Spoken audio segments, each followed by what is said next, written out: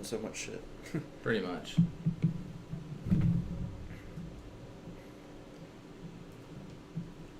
But it's like a gaming laptop, right? So it should be able to Yeah, it does. It does pretty well. put it in the fridge. When I move to this new location, I'm just going to buy a desktop. Yeah. So this will be just on location kind of deal. Yeah, if you gotta like go to someone's warehouse or whatnot, or Whorehouse, you said? Whorehouse? So go to somebody's whorehouse? Warehouse. Oh yeah, that. Like wherever they're working. All right, getting this aspect of it situated. I like trying to have all of them running at once. Yeah, it's basically like as people comment in, I'll be able to so see you can it. see them. Yeah. Q Beans, are we live or? We are live. Welcome, guys. Hey, how's it going? It's going well. This is Austin Smith of Crooked Window Photography. He's also a brewer here for now at Pretoria Fields. Your last day is in a couple days, right? Yeah, this is my last week here. So. R.I.P. Yeah. He's going on to greener pasture, so it's always a good thing. Come out on Sunday though. We'll be having my going away party from 1 to 6. So. I forgot I'm going to be out of town. Yeah. I keep forgetting, man. You'll be close to me. Yeah, I mean, I chose just a bad location, or just a bad time. Like, I told our realty company, I was like, I'll be in Nashville middle of next month. Yeah. And I'm pretty decisive, so if I say I'm going to do it, I'm going to do it. And now they're expecting me, and Jake's expecting me, and I've called off of work. And but it is what it is. Either way, guys, thank you for coming in. We are going to be developing some film today. I have no idea how to do it, and Austin here is a veteran of it. He's been doing it for a while now, developing shit tons of rolls. So I'm going to learn today. This is going to be a learning process for me as well. Like, I wanted to go to his house and learn it, and then we're like, or I think he was like, hey, let's just come on your show and do it. And I was like, Yeah. that sounds like a great idea. It's like learn, and you guys can learn and follow along. I know a lot of people think it's such a crazy process, or it's very some spooky magical stuff happens, or it's actually pretty easy. It's just a handful of chemicals and a changing bag and this thing right here. And that's Yeah. So we'll go over what we got. We're gonna do some color film first, and then some black and white film. Probably just one roll of black and white. Yeah. So first color film we'll be doing is some Porta 400, and we'll be mixing that with some film he shot. That's a 200, but he shot it at a 400. And we're gonna pull. I'm that new to a this, little guys. bit. I'm new to this. But the time should even out with how I shot this too, where we should be good. Dude, I'm enjoying that light meter in there. That is quite convenient. Yeah. Because before that, I was just like, Yeah, you're always asking me, you're like, do you use the light meter and stuff? I'm like, they're in my cameras. that's quite convenient. Yeah. I'd go to hit it, and I was like, oh, okay, I'd probably need 11 right now. And I go to click it, and it's like, you need, 16 or something like that. I'm like, oh, Yeah. cool. My shit would have just been, what, too dark or too bright? If it At said 11, you too needed bright. 16, yeah, it would have been way way, too way bright. overexposed.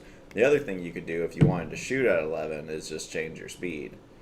So Yeah. your shutter speed is like, okay, I want to shoot at 11, So it and just it's makes it telling quicker. me 16, then yeah, make it a little bit quicker instead of changing. So it's like you could change your shutter speed to compensate for your aperture. Or like a neutral density filter on there. Add a Yeah. filter to knock it down a couple stops. Yeah. Like if you want to shoot wide open on a sunny day. It's hard. Yeah, you put some ND filters on. You're definitely going to need that if you're shooting on a super sunny day. No, this And then isn't the camera also- you gave me. Also know your film as well. If you're shooting on a super sunny day, you can just be using like some Porta, 160 or something. Or, Yeah. just some 100 speed film. Like you don't need like the 400, what I'm shooting on. I guess so. that just requires a little bit of planning, but Yeah. I know a lot of times with photography, and I'm still kind of, I'm extremely new to it, but the lighting will change a lot, like I might go out and see something really pretty and it's like super bright. So obviously I need somewhere around, 16 or something a little less than that. But then I'll walk, 100 feet, and then I'm kind of in the shade, and Yeah. it's in a different, And then you just got better lighting overall. If it's midday, a little bit in the shade is going to be better than full out in the sun. You're going to lose a lot of contrast and everything. Do you think you ever want to move to a medium format? I think I've asked you that before. Yeah, I mean, if I found a camera that I liked, A lot of people I'd run with go the for it. Hasselblads. Yeah. Have you ever looked into them? Yeah. Dude, the convenience of being able to, what's going on? Somebody just said yes. Yes. But yeah, when you go with something like a Hasselblad, having multiple backs on there. So Yeah. if you're like, okay, I have black and white in this, and it's a 200 black and white or 400 black and white, It's like easy to change out. just pop it right off, and it's not exposed, and you can just pop what you need in Yeah. instead of having to just run through a whole roll, or You got to commit to the role. you got to connect to the roll. You got to be a little bit more decisive. What about the morning before? How's the lighting? Oh, the morning before. Here, I'll when scooch you're it a shooting, bit. or It says, so it says penis lovers. That is Ryan. ah. Ryan said, what about the late morning before midday? How is that lighting? Yeah, Double so- efficiency for lighting. So your best lighting you're going to be getting is early in the morning. So early in the morning, you got your golden hour, and then you got your golden hour right before sunset as well. You got dawn. So you're either shooting in the morning time or twilight. Like almost, it's like, yeah. So about 1 hour after sunrise is gorgeous, and then about 1 hour before sunset is your golden hours for outside, and that's going to give you the best light color wise, but also best light contrast and stuff. So not everyone's just like, hey, I'm here, and like everything's Yeah. blown out because it's just everything's sunny. You have no shadow or play with the light. It's like you can use like a reflector at that point. True. Put someone in like the shade, and then maybe use a reflector to bounce Some light on in their face. them. Golden hours the are other- nice. What about golden showers? Yeah, you could shoot those too. Yeah. That's in Yeah. his future photography. No, definitely not. But yeah, I might know somebody. They just think it's water bottles just pouring water on you. You just see water. Yeah, just dye it. You just get like yellow. a really fast Just get shutter Mountain Dew. speed and just have like it bouncing off the skin. And they're like, that's a very artistic photo. What did you use? Oh, that was piss. There was a guy standing above her peeing on her. That was the pee. That was Ryan the was pee. being peed on. That's his. Yeah, he's penis lovers. I love that's his Twitch handle is Nice. penis lovers. Well, yeah, we're going to a couple of the things you guys need for developing film and start loading this up. You would think that this is a T-shirt. This is not, in fact, a T-shirt. Yeah, this is not a t-shirt. It's a changing bag, so I can put my little arms in here. It's got another thing inside of this, some more elastic, so it blocks out all the light once your arms is in there. 2 layers of elastic. It's kind of really tight. So these right here, if you guys didn't know, like this 35mm film, well, actually all the film, even 120 stuff like that, is if it gets exposed to light, it's pretty much just ruined. So you Yeah. have reasons like dark rooms, which no light really gets in, and you can't really compromise the photos. So that's where this device comes in, and that's where the changing bag Yeah. comes in. It allows you to take your film from this, The safe dark roll. yeah, into Someplace to develop it. basically. The terminology I'm getting down, but I'm still fairly new to this. Yeah. I've always liked photography, but I always did it digitally and with my phone. So Right. I would be out in Croatia and be like, this is beautiful. And I was doing the rule of thirds before I knew what the rule of thirds was. And I know there's lots of people who think that's bullshit and don't do rule of thirds, or it's like a rule and it's not like a law. And I know that there's some controversy over that within photographers. But I was enjoying photography for a long time, but I'd never consider myself like a professional or even a photographer at that. I'd see something pretty, I'm like, oh, that's a mountain. I'm in Denali in Alaska. That's pretty. And this is the most convenient thing that I was able to bring on a trip. And phones, they're only getting better and better. That one has an amazing camera on it. Yeah. It's like you see those billboards and stuff that are like, this was taken on this phone camera. And you're like, oh, yeah. It's not too Nice. bad. It wasn't. It was shot on a professional camera. Yeah, probably. So getting the roll off, you gotta literally put it on another roll called a reel. So this one is a Patterson tank. This is where you're going to put your chemicals in. And you're going to put everything into the changing bag, and once you get them loaded, you can put it like this. Now it'll be light safe, so no light will be coming in, and you can pour chemicals on and then work outside of the changing bag. So that's what we'll do. I'll load up some film in there. Here's the reels. This one's a double one. So with this funnel, and they're adjustable for the size. With this funnely part right here, it fits perfectly into this. Yeah, it fits perfectly into this. There's no light that gets through. Yeah, so your chems can go through, but there won't be any light coming through. Yeah, so we'll load up 2 reels and then go from there. The reels have a little spot where you put your advance your film through, and then it's almost like ratchet style. You go across and it'll load up. So we'll show you that, and it'll be easier once we develop it to show you like how it's actually roundabout on the reel. So the reel keeps small enough space in between the film so everything is touching chemicals, and we'll agitate it while we develop. But yeah, you want to take out your roll? Yeah, I mean, we can do this first one right here, Yeah. and then we develop both I'm these. kind of interested to see about that broken one. I kind of want you to go in there and dig at it and see what the fuck's up with See it. what's going on. It's possible that none of it was actually used at all. Yeah, so we're using some Kodak Porta 400, and then this is the 200 that was shot at 400, and I'm going to be, pushing and pulling kind of both of these.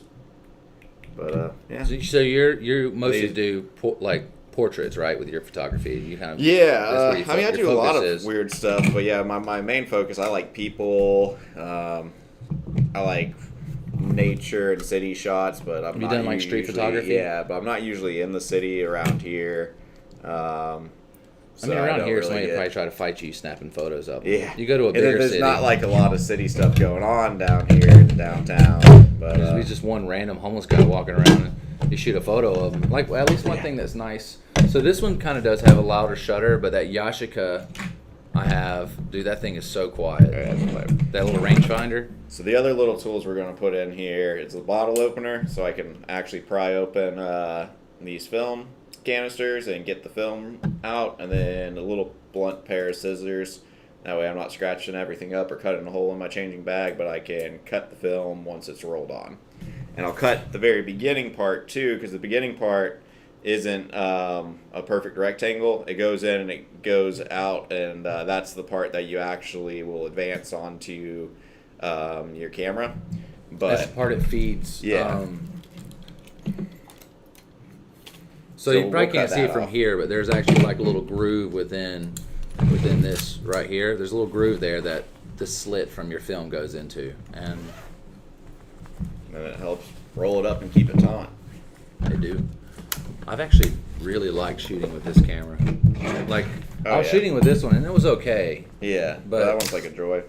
This one's nice. It's Yeah. kind of loud, but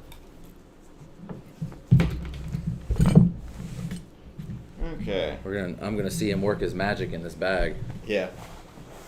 You guys can't see anything, but things will be happening. You have to kind of just like look around, close your eyes, imagine where everything's at. Yeah. If you guys have any questions at all, you're more than welcome to pop in. Yeah. So you put that whole thing in there. Yeah. Or Yeah, whole thing's in there. I kind of like keeping it built back in the corner. And I'll take off one reel, and then I'm going to load up. You don't really know which one it is because they're both in here. That's fair. But it doesn't really matter what's on top or bottom. They're all going to get the same amount of chems. Just make sure my scissors is by me. Did you want to do the beer after developing? Yeah. Yeah, we'll develop too, and then. All right, then I'm gonna fill this up. Yeah. Do you want me to fill you something up? No, I'm good.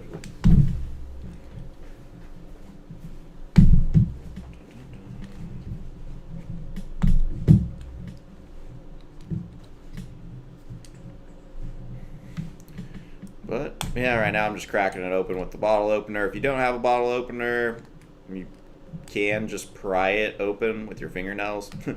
But on like where the film comes out of, and that works. But a bottle opener is way easier. Trust me, I've done it both ways.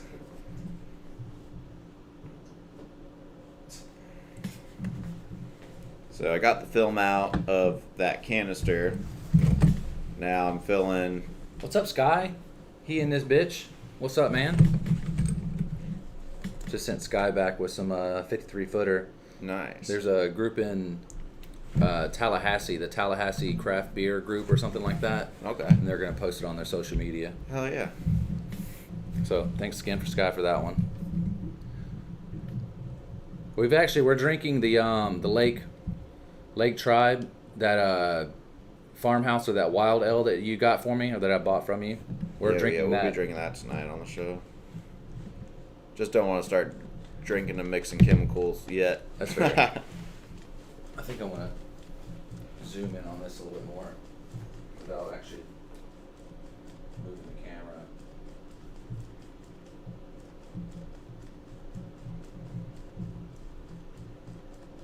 Let's see.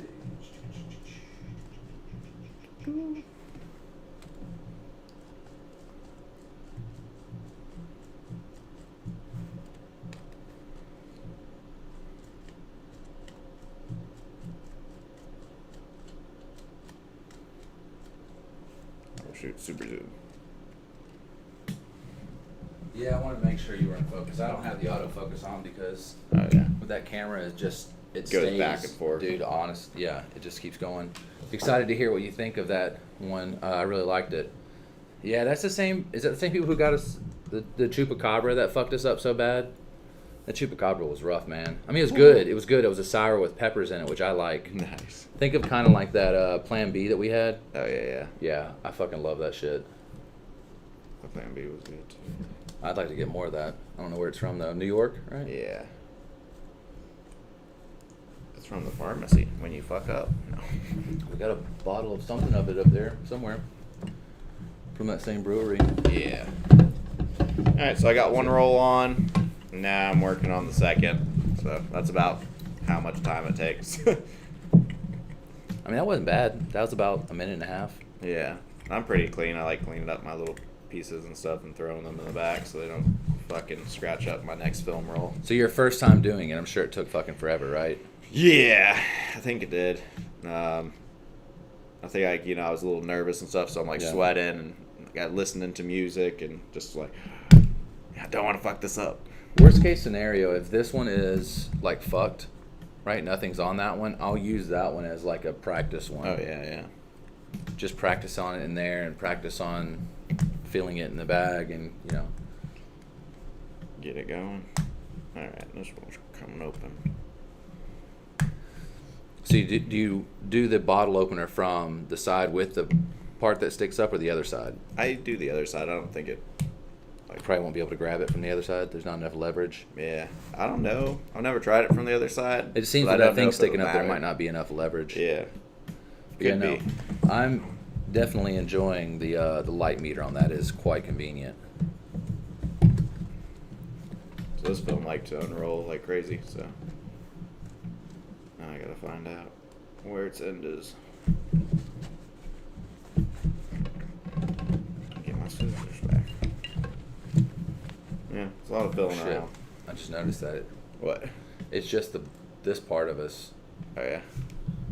I can adjust that. It's just this. Bellissimo. So cutting off that tail, the leader part of it. And dull scissors because you obviously you said you don't want to mess this up, but also you don't want to like fucking slice your finger in there. Yeah, that or scratch the crap out of your film. Fair enough. Okay. So how long have you actually been doing film? Like actual like film, like analog? Yeah, so like shooting and developing my own film's been maybe like a year and a half now. Before that, would you send it off, or were you doing like digital? I was mostly doing digital. I mean, I grew up shooting a lot of film, and like I remember like some of my favorite memories were shooting some film and then going to Walmart or whatnot and waiting around after shopping and getting your 1 hour. I mean, back in the days, it was quite convenient. Oh yeah. Yeah, 1 hour, you literally can drop off like 15 rolls or something, and then just come back and grab it all, even if it's the next day. Yeah. That was quite convenient. Nowadays, yeah, you gotta ship it in. I know Atlanta, last time I checked, still had a film spot where you walk in spot where they're. There probably will be one in Nashville. There's a lot of fucking hipsters there. Savannah has one. Pretty close to probably where you're at. Like, there's probably a bigger city close to where you're at. Yeah, where I mean, you're Nashville moving. probably has one. Yeah. I haven't looked, but doing it yourself, if you're like worried, all right, so this is your roll. Your roll was put in weird because it wanted to unroll the other way. It was like, whoosh, as soon as I put it in there, I was like, what the fuck? I've never had that happen. But yeah, that was a lot. So it's all just kind of, because it's been wound up so long, it kind of just stays wound up, right? Yeah, but yours was probably. I'll look at how you put it in there. It would probably put it in a little backwards from the fill of it. If that makes sense. So it was like winding the opposite way. Can you do that? Yeah, you can.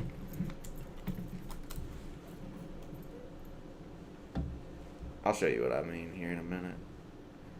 I'm going to leave a little bit of this tape on because it's not really going to fucking... Will it compromise the photos at all? I mean, you'll still so. get a flush kind of... No, I don't think that there's going to be any problem. That's just, I think, why it fucking expanded so fast and weird. And here it was like, poof, it like unsprung. Alright, so now I got them both on and I'm just putting everything back together the way it needs to go. So we can open the bag. So, just off the top of my head, the things that I'm going to need if I wanted to start from scratch. I mean, obviously film and a camera, but I'm going to need a changing bag. Yeah, if you guys need want to one start, of these. changing bags on like maybe $30 on Amazon. You need one of these. What is it called? Preston or has a P name? Patterson. Patterson. Yeah. Need one of those. Probably another Patterson $30. tank. Yeah, they're not that expensive either. You're gonna need some good measuring cups, or I don't know, beakers. Is there a funnel built in yours? What is that on the handle? Oh, it's just It's ergonomical. Cool. Yeah, just make sure you really don't drop it. So milliliters is probably what you want to be working in. You're gonna need different funnels per each chemical. You can That buy way you're those. At a Home Depot or Yeah. something in various sizes for. I just write, what it is been used on, and then I rinse it well as well. But just so you don't mix chemicals up and then get a bad development from that. Okay, so here it's in the Patterson tank. Here's our film rolls. Have you ever heard of the what is it called? This is what these guys look like now. But yeah, if you were doing it without, you literally pry this part these are open literally here, metal. I thought these and were you plastic. rip it open. Yeah, they're metal. You can probably cut the shit out of yourself with these. I haven't yet, but there's people who make some cool things out of it because you can flatten them out like this. Yeah, make keychains. I've seen people take the barrels of these like lenses, like busted lenses, and use them for bracelets and. But here, that's your first one. I got some where people cut it there and then they made cool magnets. You can probably make a ring out of it if you wanted to. Yeah. But yeah, here's what the film was rolled up around, and then you have to have the scissors to cut that end. So that goes inside here. And like so. What's cool about medium format is that these right here, you keep these. This is your take-up spool, so when you move it over to the next side, you'll need this, and these are all universal. Yeah. This stuff, I mean, I've heard of people keeping this stuff, but I don't know why you would want to try to redo one of these. It's cheaper just to buy.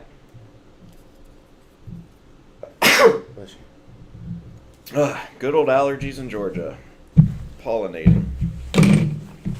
Well, like the pollen apocalypse. I was like, is that all smoke and fire when I was driving back from Columbus? And I was like, no, that's just pollen. It's fucking pollen.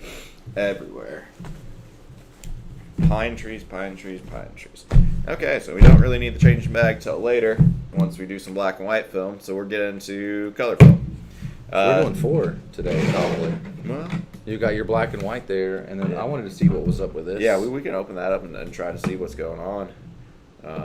Because I can't use the camera until that, unless I just want to compromise it and just consider Open it it all up. a waste. And Yeah, I mean, yeah, I'll try to roll it back. I mean, that'd be your favorite, best bet is can I roll it? It I can won't open roll. it up and feel to see like, what's going on. I'm So we'll do thinking it that. snaps is what I'm thinking. Yeah, we'll do that when like we. I'll Yeah, go or ahead and take after. it out of here It just was to like, kinda- take bets. Do you think it's fucked or not fucked? I'm 80% sure it's fucked. Odds are it might be fucked. Okay. So color process. Some things that you need for doing color photography. If you're doing it a lot, you want some sort of temperature control. What I do is I just got this little sous vide machine over here. Can they hear me? All right. Probably. They can hear you. They can't Sweet. see you too well. Alright. Yeah, we'll just be using this little area. So I got a little sous vide machine on here. That was probably the most expensive piece of equipment that I have for photography in the developing department. It's probably what anywhere between $60 to $200. Yeah, I won't go super expensive with one. This one was from Instapot, and it was probably like $50 or something. So it's not that bad. So besides your camera, obviously, that's Yeah, probably the most expensive. besides cameras and spending a lot of money on film, this is probably the most expensive. Other thing you're gonna want is a way to accurately read temperatures. A little digital instant read will Right, work out. $20. Yeah. I wear safety glasses when I do my chem stuff, but Oh, that's I was up to wondering you. why you had those still in your. Yeah. You're just worried that if it splashes, your eyes are gonna hate you. I mean, it will. I mean, these are definitely toxic chemicals.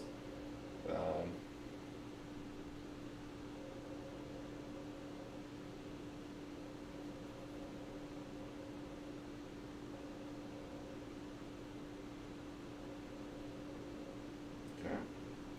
So I'm at 101.5, and temp we're trying to look for is like 102. So I'll add. So how were they able to do this in the old days? Like when people were developing film in the 70s and they didn't have, sous vides or. I mean, 70s and stuff. They have their whole machines that would do it. Yeah. The other way you could do it. Or home development. Yeah. then. So when you're at your house, your first batch is always like you can mix up your water when you're mixing your chemicals. So most chemicals that you're going to get for the sake of getting shipped and everything are going to be powder form, and then you're going to mix it. And if you're mixing powder, you're definitely going to want to wear a mask and everything and do it in a well ventilated area. Better yet, you can just do it outside. But you can mix your water to a couple degrees more than what your target is, and then just have a warm pot of water too that you warmed up on the stove or something to around 100 or whatnot, or a little bit higher, and then you just put that. Once you mix it, you're at your target temperature anyways, and then you can just hold that temperature by putting it in warm water. So that'd be the way to do it. Black and white, you'll see in my black and white process, I'm just like, oh, here's my temperature, and I'll just adjust my time accordingly. It's a little less sensitive. Yeah, it's way less sensitive. C41 is the developer we're using right now for color. Said you look like Tony Stark with the goggles. Nice. Is that Ryan? No, that's Sky. Oh. Sky's cool as shit. But yeah, so we're doing C41 process with this color, and then that process in and of itself is, very temperature sensitive. So what are the main chemicals that people need? Because this is something that I don't know. Yeah, I mean, you're gonna want a developer. So they can buy kits of these, right? Or are they usually a rip-off? No, you buy a kit. There's different companies. I would not buy ones that's just like a 2-part. At least get like a 3-part if you're doing color.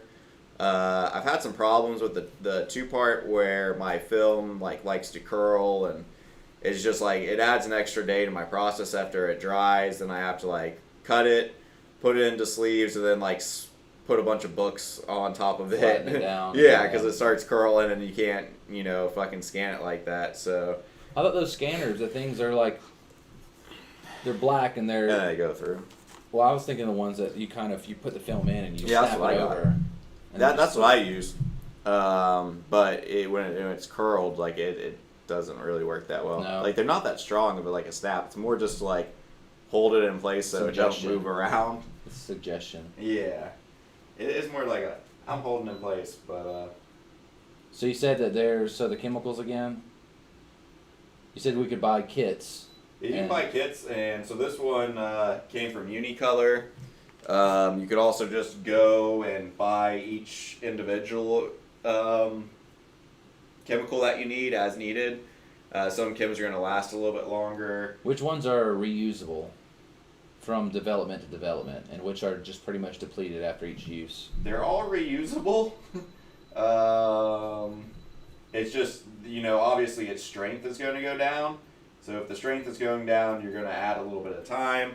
The other thing with developers, so I'll keep a running track of like how many rolls have I developed with this, and then I'll add time accordingly. But the other thing that's really going to kill your developer is oxygen. So you want to make sure your bottle's full.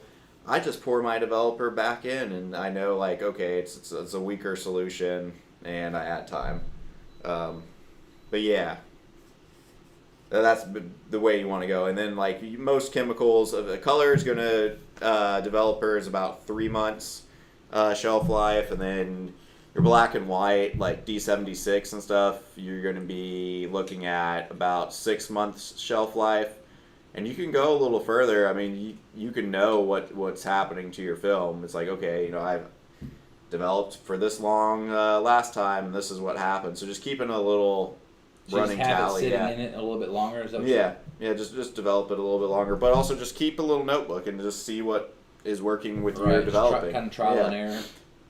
See what's working. I mean, the good news is with developing, like it's especially with black and white, I would say start off with that because it's very forgiving, and then you can go and scan it, and you can tweak it a little bit if you need to. Just to pull some contrast or something if it was a little underdeveloped or whatnot, but like most of the time you're gonna like the way it looks, and that's a lot of what film is about is what happened, what's it looking. I mean, when I scan and stuff, sometimes I won't even take off like if there's a little hair or dust or something from the scan. I'm like, man, fuck it. Like, what are some like horror stories you have from developing film? Because I know everybody's come across something that's like just a bad situation, whether it's like something you were super excited about that all of it got fucked up, or because film is as opposed to digital, when you can just kind of snap away 1,000 photos, you have to be a little bit more mindful of I your fucked film. up half a roll that I was really excited about. I was down in Savannah and I thought I had. I mean, there's probably a lot of good shots on there, but I only got a couple of them. And what happened was when I was loading in the reel. Those reels you can turn and they adjust, so I didn't know it wasn't fully locked. And when I was going like that and then put it in, like it expanded, so some of it collapsed in on each other and touched each other, so then it didn't get out the chemicals, and now it's developing and the emulsions just getting on each other. So that's fucked up. So the fix of that is just to make sure it's locked? Yeah. Yeah, that's the only really horror story I had. Another one time I was going in there, that's why I move everything over to the side once I'm done, is like I was loading up a second roll and it got some scratches on it, but it turned out to be really sweet, and like that mistake was actually really awesome, but it could have been bad, but I got some of those scratch photos on there. Yeah, I see some on there that are like happy mistakes, as they would call them. And we'll play happy mistakes. We'll play some of his videos here, or some of his pictures here shortly. We had to add the PG ones. Because he does boudoir photography, so I do a lot of just fine art stuff and so some of light it is, shooting bodies. We can't put it on here without getting flagged and shut the fuck down. So okay, so we'll start off with a little pre-soak and just agitate the crap out of it for a little bit. Pre-soak is what, just water? Yeah, so you'll see we'll dump out. So we can open this part. This is safe. The other thing I'd be worried about is like having this thing when you're pouring chemicals fall out, because then you're fucked too. Oh yeah. It seems like it'd be best to have some kind of locking feature in there. Yeah, I mean this is technically locked in. I don't want to mess with it too much right now since we got film. 2 rolls in it, yeah. But and you do what, distilled? Yeah, I just use a little bit of distilled. You don't want any impurities type? I don't want any chlorine and shit. Which is, if you're using water from your municipality, you can either boil off the chlorine, or you can literally just have it in an open, filter it and then have it in open for 24 hours, and the chlorine will off gas, and then you can use it. I've seen people do it straight from their sink or their bathtub. Yeah, I mean, to each their own. As I said, you know, you can be as picky as you want. For me, this is the best method I have found. When I'm rinsing, I'll just rinse with normal water because my process is done. Yeah, it's already and then my developed. final rinse, I'll just use distilled water, and I haven't had any water spots or any problems. So like, I don't use any finish flow, or photo flow or anything like that. Basically, it's like a little bit of like soap. The other thing you do is like a tiny bit of Dawn, just a little drop before you do it. But like, I don't do any of that at the end.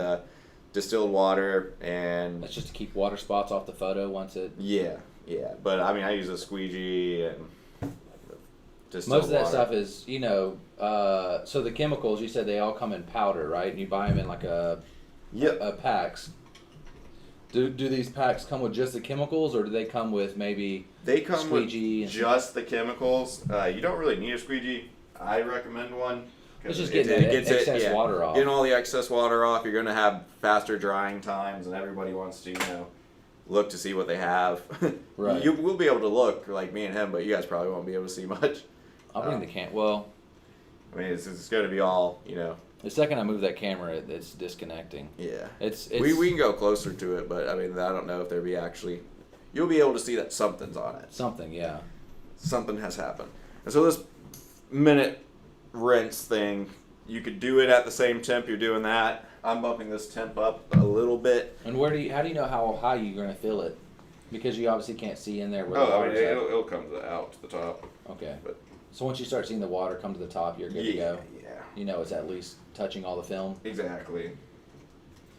So, I mean, we'll look at this water. It'll have some color to it. Depending on what type of film you're using, it'll have different colors. Yeah, it's like what? That shit scares me. Like Greenish having pink. that thing right there, like just that it could pop out at any second and all your film just get That's what I fucked. was saying. I was like, it's a little nerve wracking, but yeah. All right. I would just be worried that it doesn't get like, you know, you hold on part of it and then the other part, you know, maybe the part of the seal Oh, is yeah. broken and light gets Fucking in. goes off and goes everywhere. So we're gonna do. I'm gonna have to set some timers now, and this is gonna be more of a guesstimation of estimations. Edumacations. So yeah, this is something developing film, something that I've wanted to do for a while. Like I said, digital is super easy because you don't have to really be super mindful. Yeah, You we're, can just we're kind gonna of do fucking. We're gonna do 4 minutes on this one, and I'll show you my methods of my inversions and lifts. You can do whatever you want, but this is my method. But you can pop through 1,000 photos, you know, no problem, digital, and you know just pick through and might find 2 photos out of it that you like, or you know a handful of photos. But with film, you have to be very thoughtful and mindful of what exactly you take a photo of, your composition, and you know you have to make, like I found out with mine, you know, 24 shots. I didn't know. I thought I got 30 something out of it, but I thought I got close to 30 or a little over 30.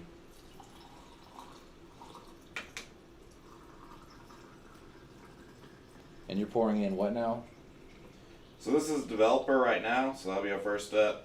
So developer's going in at 102 degrees. And you said this is one that you can reuse all of them.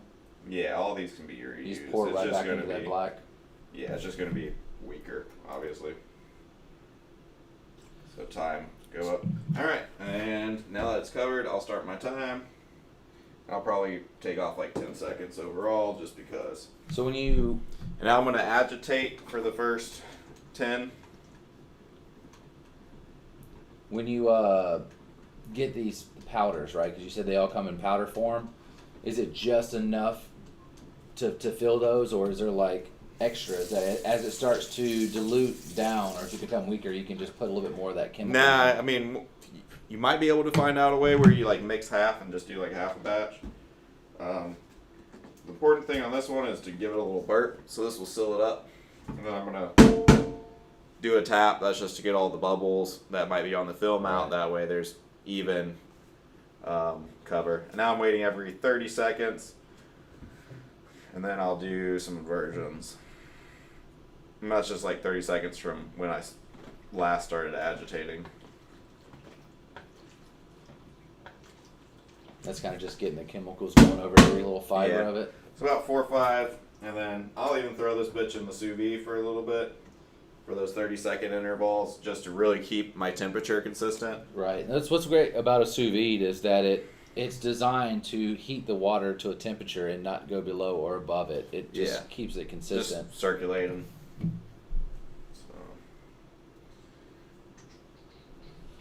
So from start to finish, after you've popped the film in your canister to the time it is hanging, what do you say, 30 minutes, 45 minutes? The whole developing process.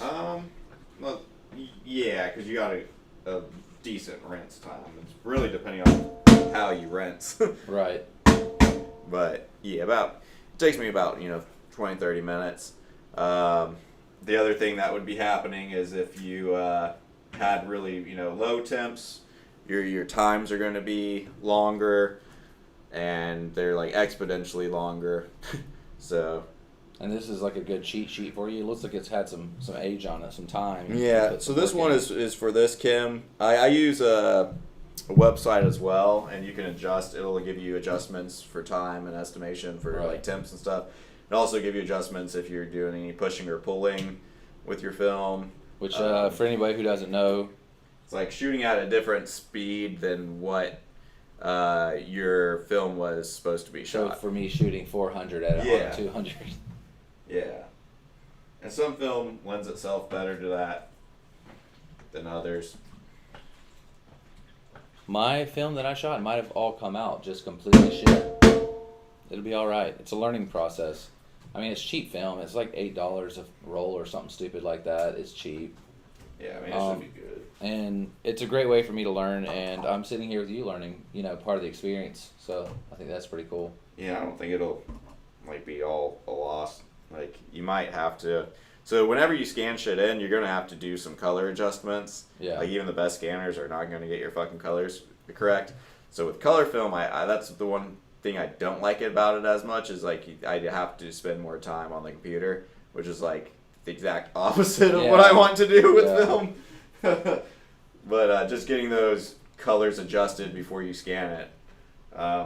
My scanner, if I put it on just like auto color correct, then it usually does pretty decent job. I just have an Epson View 600. It's nothing super fancy, but it's probably the best you can get without going broke. So I got just a couple more seconds left. So I'm going to open this up. I got my C41 developer. Put that in there. Alright, time to stop this process.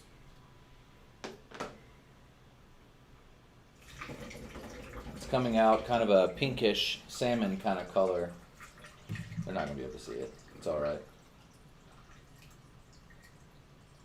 And that's just more of the actual chemicals that are coming off of the film itself? It's that color when we started. Oh, okay. Okay. Next thing we're going to do is a bleach and fix. That's also done at 102 degrees. And we're going to do this for 6.5 minutes, I think. I'm going to try to work something out. This is like a super dark, like red, but if you drop it anywhere, it's like a bright orange.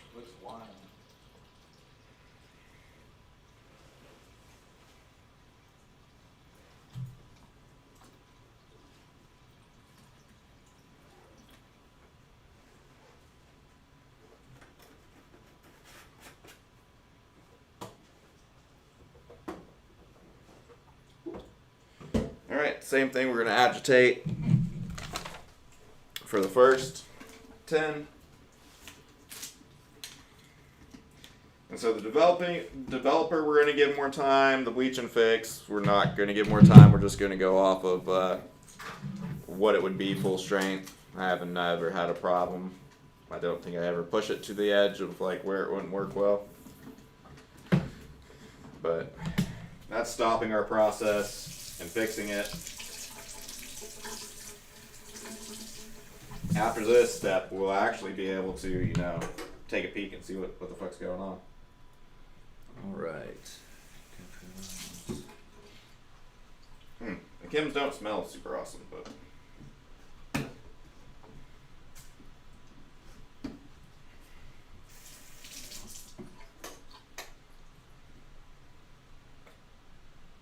This is a 6.5 minute step.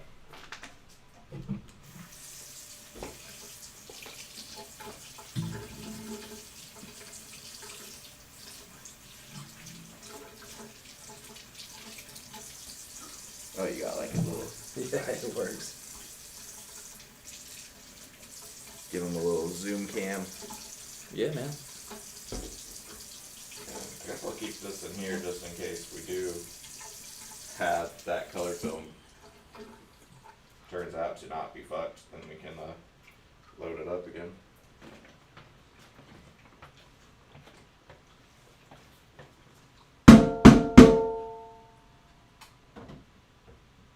And it's probably one of the more boring parts right now is just wasting some time and doing those flips. It's a 6.5 minute process, so the longest weight of it. If only you had a beer. Well, you don't like mixing your chemicals. I was gonna say, if only you had a beer, I bet Oh, yeah, you yeah. really like mixing your chemicals. Yeah. I'll be drinking after. I don't want any of my drinks around the chems. I love chemicals, Love especially the chems. ingesting. It already has a nice chemical taste in my mouth. I dig it. Could be just the beer. Could be the beer. I don't know. We'll see. Whew. So you guys get a little. Here's a little chart. gander. It'll tell you like different stuff. So you have rotating tubes. You have stuff that's heating your crap for you. You get as fancy and as expensive as you want. This works out really fine, and it doesn't take up that much space. So if you're wanting to get into a hobby but don't have much room, you can literally just do this in your bathroom. That's what I do. Anyone have any questions so far? No, man. Seems like people are just kind of hanging. Chilling. Yeah. What does your girl get tired of all this, or she dig it too? I mean, she loves shooting the film and then seeing. So one of these rolls is of me and Chris, Christina, as y'all know her. I mean, you see her in a lot of my photos. I love shooting people, and she's an amazing person to work with and shoot. And she has not yet gotten tired of me of asking her to shoot with me. So hopefully that keeps up. I think she likes having good photos too. So Yeah. I mean, it's a win-win. You have somebody who just wants to take photos of you all the time. It has to be very boosting to your, your self-esteem. And somebody's always like, "Hey, let me take your picture. Wear this nice dress. Yeah. Lean up against these flowers." How do you like just seeing yourself on multiple cameras? Angles. Yeah. There's a little bit much, man. Ah! I'm thinking about getting that little. I don't know if I'm like too nerdy by wearing all this. I literally have a lab coat that I usually wear in my bathroom when I'm doing this, just to like nerd out a little bit more. Just be full professor, kind of Doctor Strange. Like Yeah, I mean, I don't know. I don't want to fuck up my clothes and stuff, so I like the lab coat when I'm mixing my chems and stuff. But I don't know. I got it for a costume originally, but I definitely put in use. And it's got all the pockets, so I can just keep my thermometer and stuff in it. It works out very well. I worked in a lab for a long time, so I have a lab coat. Yeah, I mean, they're very handy. They got I all the worked at- pockets. I'm like, I worked in an optical lab making glasses. nice. That's the fun, the good fun. I'm trying to get this where it's. Figure out my bleach and fix. I think I just use this one. Yeah, we'll have to mix up some stop bath. So we'll mix up some chems fresh for the black and white. Like the powder? Nah, we'll just be mixing up the stop bath. So And that stops it from developing. yeah, it's like hella Yeah. orange. Kodak Professional Indicator Stop Bath. And it's got it in German, maybe? No. Yeah, German. Nice color. Yep. I have this bottle right here that I reuse, and I keep my times on it. Stop bath 1 minute, and then you know, no one can use this and try to drink out of it. Do you find you're a pretty meticulous person as far as this stuff goes? Yeah, I think so.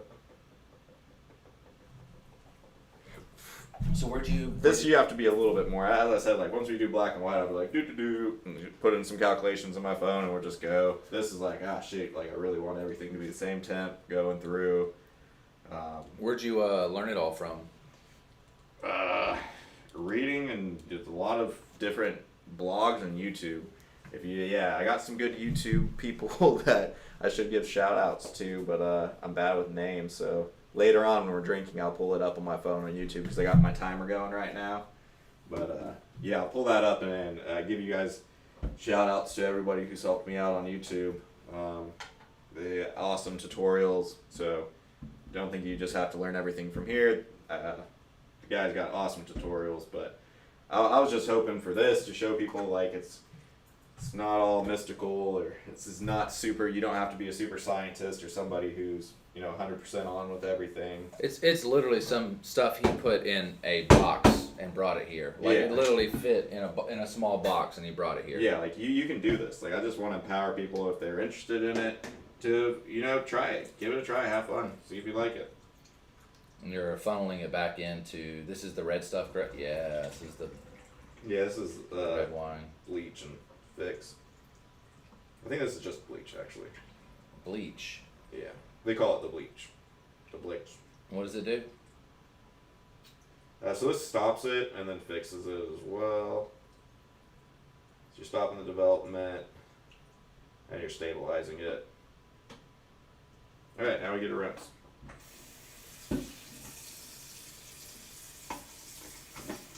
Technically, we can look at the photos now, or at least take the top part off. But you're gonna do a bath first, correct? Yeah, we still got a couple more steps, but right now it's light safe. Be the way to say that. Yeah, so you exposing it to light is not going. Yeah, it's just not gonna take up any more light, because that's what film is meant to do, is take up the light to put the image on through your lens.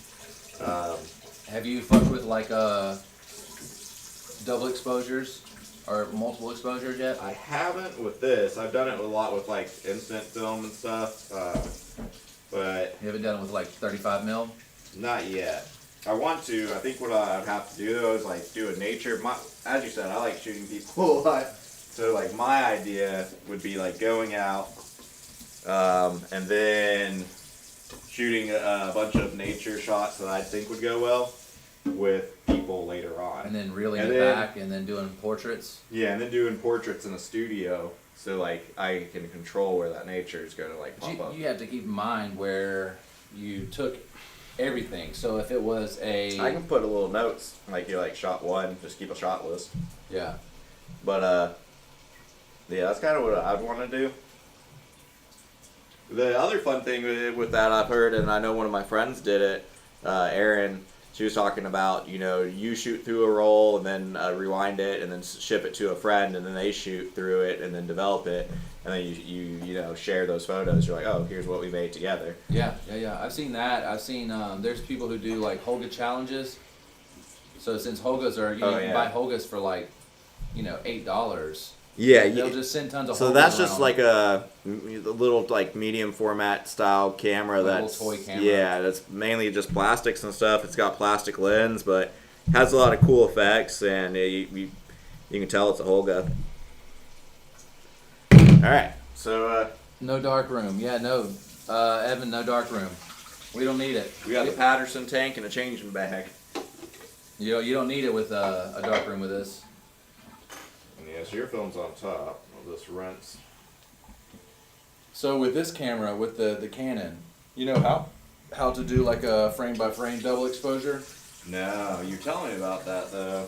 It goes with this button right here. Yeah. It's like you can just rewind it a hair. You hold that and then you hold this, something like that, and when you rewind it, it keeps it from going advancing. Yeah. Okay. I have to look. Yeah. I have to look, because that'd be way easier.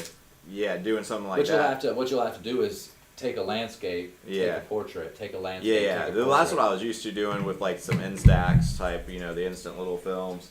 Yeah, you have to keep that from advancing and holding down that button. Yeah, I definitely like to watch a little tutorial on it, and something like with that, I'd probably want to do like more black and white.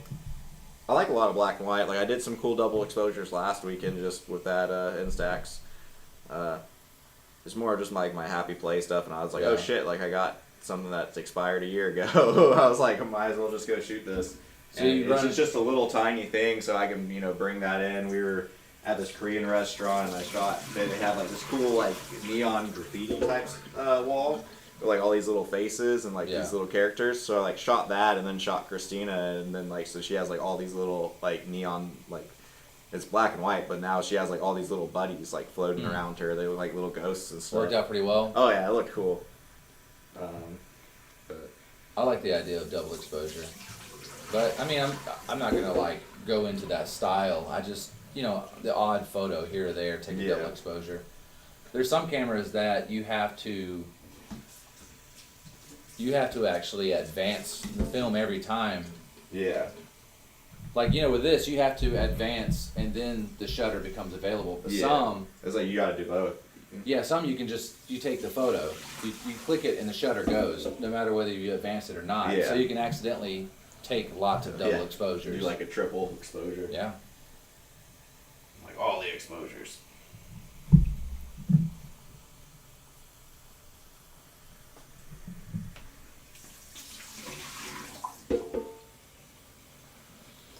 So just rinsing this, and then I'm gonna put some stabilizer on it. So did my Blix step, which is like a mixture of bleach and fixer in one, and then it's got some stabilizer, and then I'll do a final rinse wash with distilled water, and then we'll hang these puppies up.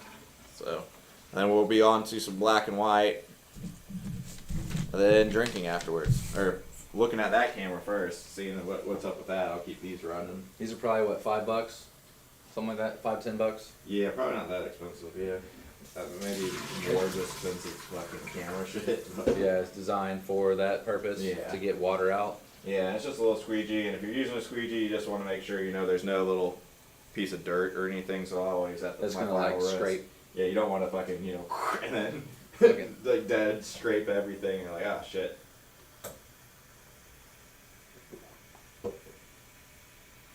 Alright, I think we should be good on that time. So.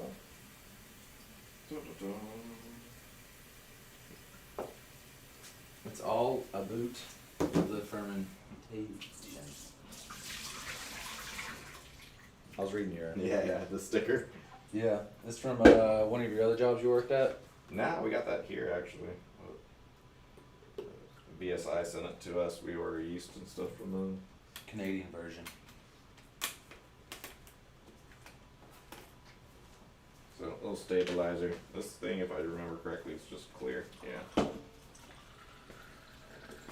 Might have a little tinge to it from being used over and over again. Trying to make sure I was in. Okay, I'm in the frame.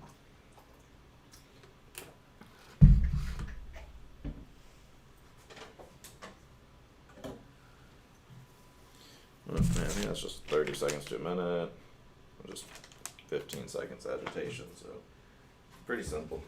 Got some very unique beer in today, so I don't have much to any experience with. I mean, I've had a couple meads and I've had a couple barley wines, but I haven't. But now we're fucking doing it all. Yeah, I haven't acquired a palate for it, and I actually wanted to drink them with somebody who actually knows about them. So I love the meads and the barleys.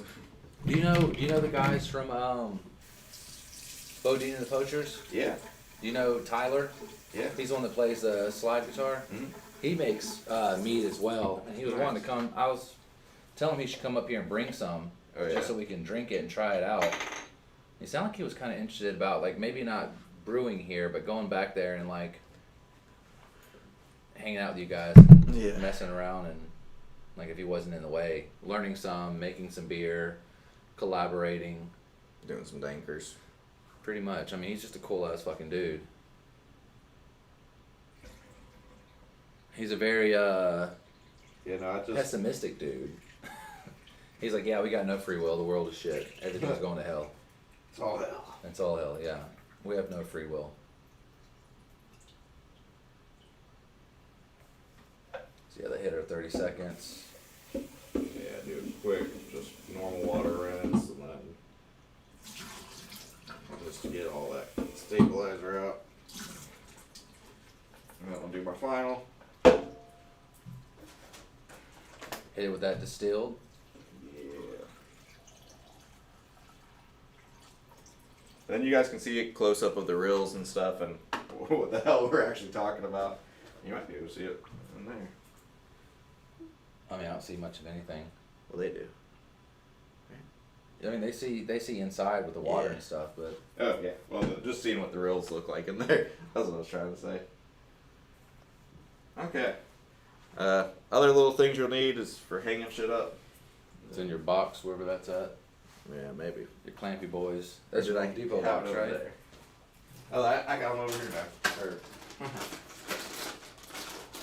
yeah, I have to figure out some places to clamp this bitch up to. You're pretty tall. You can reach up. The vents. Yeah. Somewhere. Hey, what's going on? What's up, man?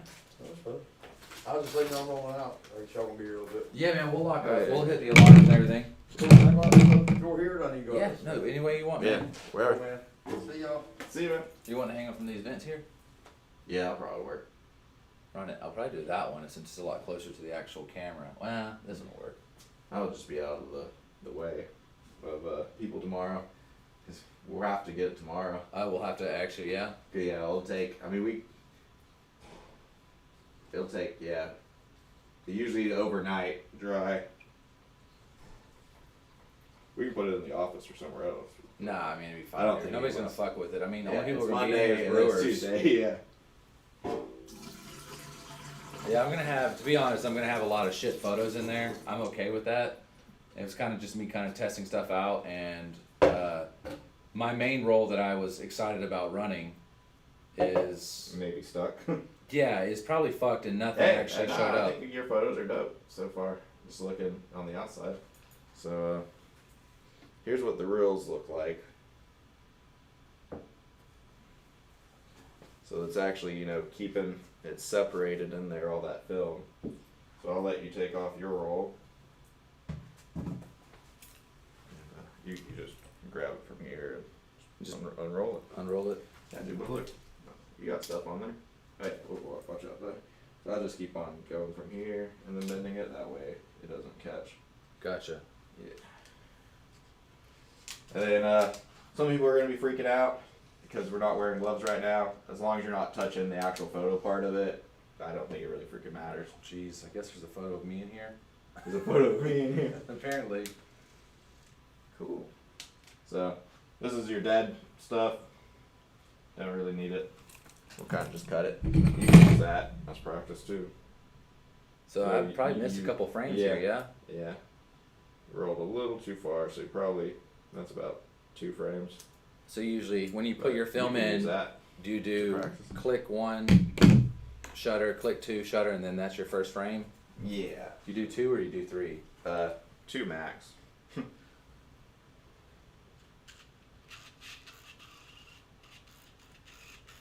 Yeah, I think you got some good photos, dude. Just seeing what I'm looking at. I don't know what these little dots are. I think that's light. I might have light leaks. Oh no, like an actual light. Oh, it's probably bulbs. Yeah. I think that was actually in the brewery. Yeah. I was like, that looks like a chandelier or something. You got some swings on here. Some grates. This is gonna be cool. You guys kind of see what I'm doing, maybe. Oh, I'll just squeeze in that. Just making sure all the water gets off. So what happens if water stays on there? Does it actually affect the film, or will it just... You'll get water spots that dry on it, and that's a bitch and a half. You have to wet the film again and get them off? Yeah. You don't want that. The emulsion, so like we're not waiting so much for the water to dry at this part, we're waiting for like the actual emulsion and everything to shit. dry. I think that, yeah, that's not on anything. I might have to like...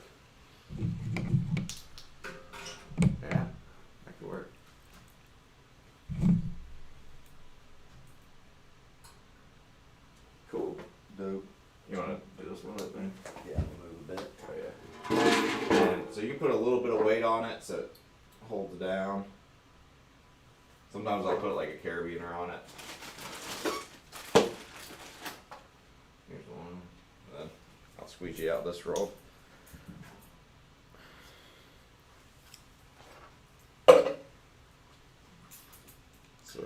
So you guys can get a better shot. When you're taking off the roll, you just start at one little end, and then don't touch any of the film, and just keep on going like that. Yeah, this is all boudoir shots. It's all stuff they can't see. I don't think they can really see too much. There's clothes, anyways. But that's why I'm excited to see how it is shot out, because the lighting wasn't. Do you say you always Amazing. use the program? Hmm? Do you always use the AE1 program? No, so a lot of time if I'm shooting black and white and stuff, I like using my Pentax. This is the first time I shot black and white with my A1 program. What Pentax is it? It's just a K1000. Oh yeah, that's right. Yeah, the trusty. Yeah, I like my trusty Pentax.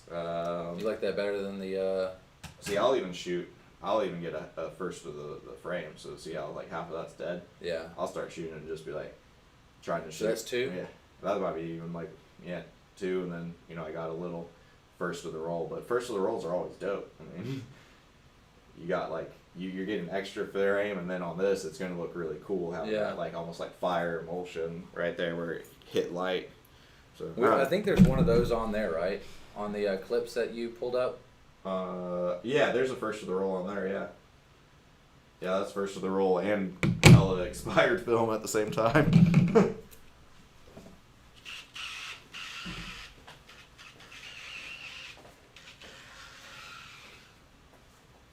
Yeah, so this is 36 shots compared to his rolls 24. Yeah, I need to He be more probably mindful of that.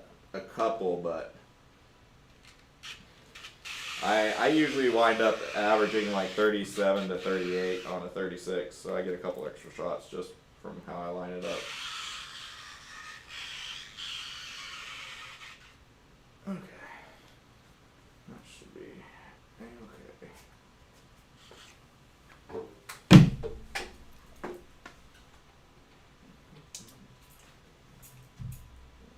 Clip that up, and then it should be long enough where I can clip the bottom. Oh, wait, you need this part. Sorry. Yeah, I was gonna do that. I thought you had a double whammy. We're just gonna have like so much film in here. It's gonna look like Fucking murder run it, scene. man. These can come here and be like, what the fuck, man. Another thing I found sometimes is like clipping almost two to the bottom. To make sure it's not pulling to one side too much. Yeah, that's helped. I'm trying to figure out the clipping methods and what works best. Sometimes clipping two at the top and then two at the bottom, but So for you, as far as boudoir photography goes, how do you find clients, or at least going into it very new, how do you get people to convince them? I think like for a little, I shot a couple people for free. Getting some practice in and everything, and then you can feel how this one's like tacky. You say tacky? Yeah. Like It's like the first part of it. so that's like Oh, what yeah. I mean by like you want it to like dry all the way. So, like the emulsion itself isn't dry. But once this dries out, you can use that as like practice roll. Have you ever used a sprocket rocket or heard of the sprocket rocket? What's that? It's a certain camera that when it takes a picture, it takes a picture of the whole thing. It hits the sprockets and all of Oh no. No. it. It's designed to hit the whole film instead Nice. of. Yeah, so you kind of got like some cool effects going on. Yeah, no. They're cheap. They're probably you can probably buy them for $20 or $30. Just like fun stuff. Yeah, just dicking around with it.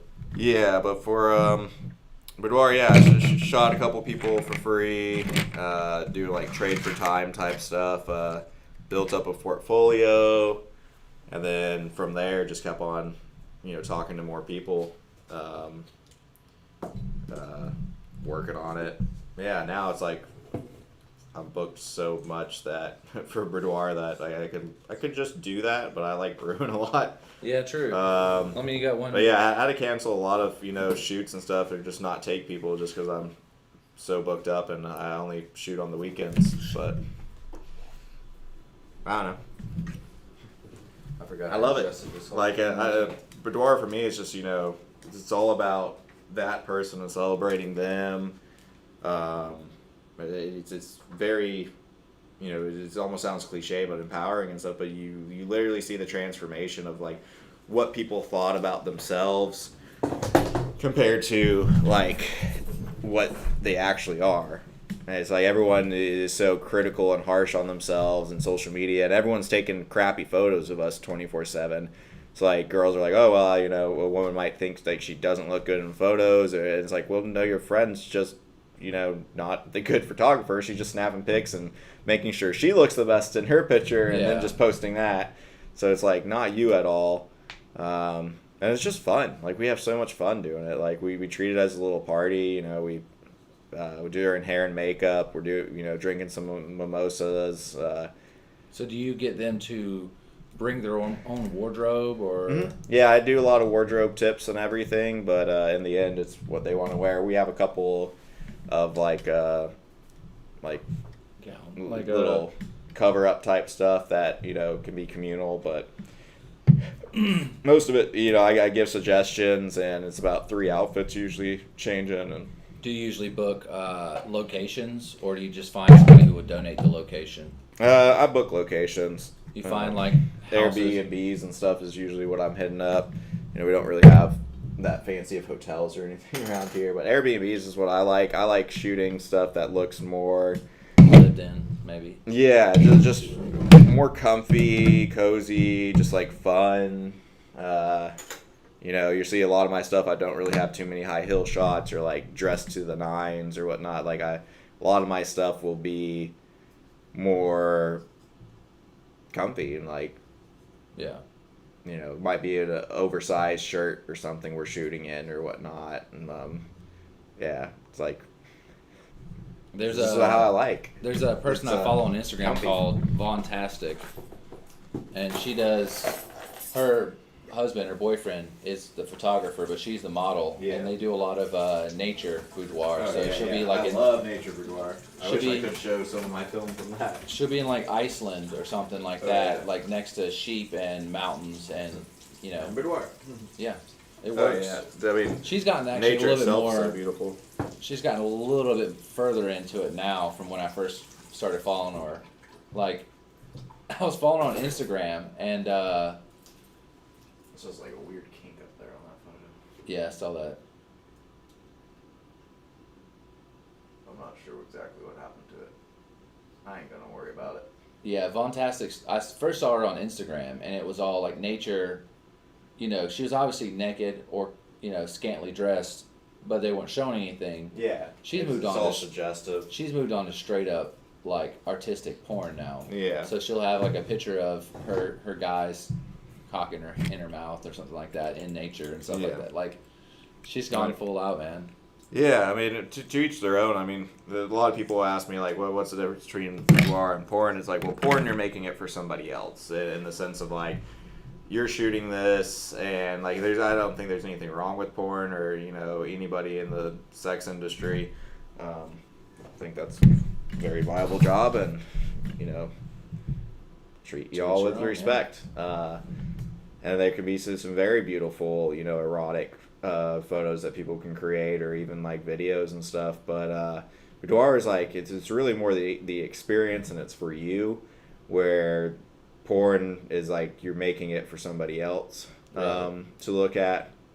So that would be like that's kind of like one of the differences, because there could be soft core stuff where it's like you don't see anything and it's still considered porn. You're just making it for somebody else. You're not making it for like a fine art or anything. And the lines can blurry, but yeah, boudoirs, the experience. It's about you having fun taking the photos for you.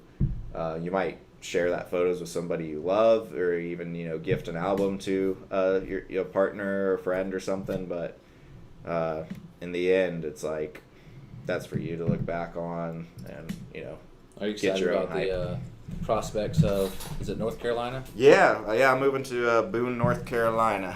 So you North excited about Kakalaki. the prospects as far as your, I mean, we know you're going there for business, but I mean, obviously there's going to be some photography. Oh yeah, and like being up in the mountains, there's a whole more outdoor stuff we could be doing. I'm gonna load up this film real quick, and then or you want me to take a look at that? I can take a look at that real quick. Yeah, let's run it, Let me man. put this in here and see what I can film. Just show me how to open that camera, and I can open it and just film and be like, hey, yay, nay, and then close it back up. Just pull this little, there's like a little thing here, pull it up. Pull it up. Yeah. Okay. And then just close it. Just shut it. Yeah. Got it. Heavy. Old Russian Soviet shit, man. It's all like German copies. The Russians didn't make anything for themselves other than the Lomo. Yeah. Everything else is all like German copies. Yeah. It's all Knockoffs. Zeiss. It's all Yeah. Zeiss copies and Leica copies. Boy. Excuse me. Okay. Fun stuff. Opening up a camera that you never played with. Okay. I heard it there. Yeah, it popped. Now I'm trying to just open it. Still just trying to open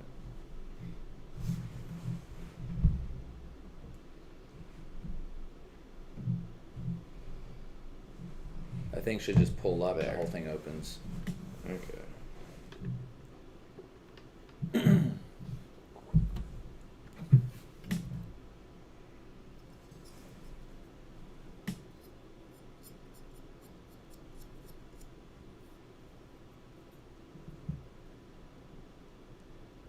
Yeah, something happened. It ripped. I got film, yeah, on the right side. Yeah. I feel like maybe I turned it like it wasn't on the sprocket fully, so the sprocket probably ripped it. I think you ripped it out of the canister. You could probably still roll it up. I want to shut it. So it was already all the way finished? It's all the way to the right, yeah. Oh shit. Did you take 24, you think? I took a fuck ton. Yeah, so you probably finished it and then tried to pull it one more time, and then it ripped off of that end part. I mean, yeah, I'll put 2 rolls in there and let's try to save it. I'm pumped about that. So I went out to my ex's family's I'm farm. trying to shut it now, though. Do I have to push the thing down? Oh, there it goes. Yeah, it should just push and the whole thing will just... And then you might have to push that end piece on.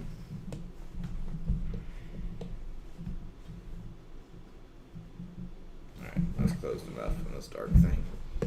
But yeah, I went out to my ex's family's Put it farm. face down, too, so it's not fucking showing anything. And they've been out on that farm since the late 1700s. Yeah.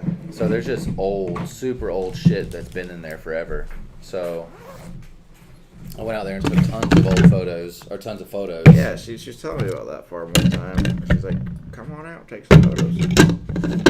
Well, when's the last day you're in Albany? We can plan a trip out there. I don't think I'll have any time. Dude, it's My mom's like, have you been packing? I'm like, not yet. Yeah, no, I still got like a couple videos I need to fucking edit. it's just Dawson, Georgia. Yeah. If you get an hour time, we can work it out. Yeah, we'll see what's going on. Trust me, you're gonna like it, like Oh for yeah, real. and I'll always be coming, back around. I know you might not be here, but Well, I mean, her family's here, right? yeah. Do you have any? That's what I'm saying. Do you have anybody here? No, but I mean, Chris has her family here, so she'll Christmas and shit like Yeah, that. we'll be coming to visit.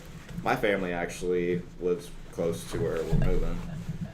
I mean, we're not moving there for my family, but it's a bonus. I thought your people were Albuquerque. No, they live. They were living in like Mount Airy. Now they live like in King. It's like right outside Winston-Salem. So about an hour and 40 minutes away from where we're moving. Where'd you grow up? I grew up all over. I mean, I grew up moving around. So yeah, I lived Military? in Albuquerque. I lived in Fort Walton Beach, Florida. Military dad, yeah. or So there's lots of moving. All right, let's see if we can't do something with this. This will be a first time try.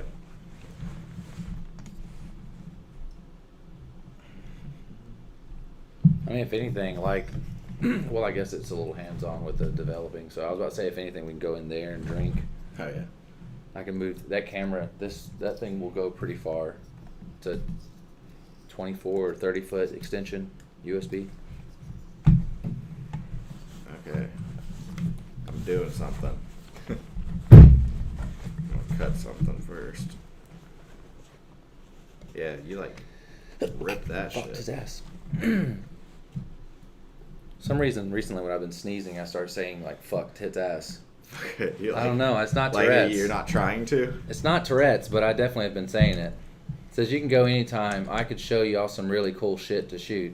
So Oh, that's nice. Jamie. She's that's Raven's mom. Oh, So sweet. last time I drove out there, I was coming back from Nashville, and I might do some photos out there again because when I was coming back from Nashville, it was getting around golden hour, and it's beautiful outside, and Yeah. I popped into the farm because I knew that yeah, I knew they wouldn't care, and 30 minutes into being there, her dad, so Raven's grandpa, shows up. He's like, "Oh man, I thought you were like a robber or something." And I was like, "No, man, I figured you wouldn't care." He's like, "Hell no." He's like, "You're fine. I was just making sure nobody was out here stealing." Apparently, somebody tried to break into their old house that's been there forever. Almost an hour and a half into the show and no beer. That's a first. You're right. We're gonna get to it for sure. Also, I wouldn't want to be drinking trying to do this crazy stuff in here because this is very backwards, weird stuff going on. But I'm gonna try to save it. No Yeah. promises. Well, the reason why is because it's loaded all the way to the right on the spool, right?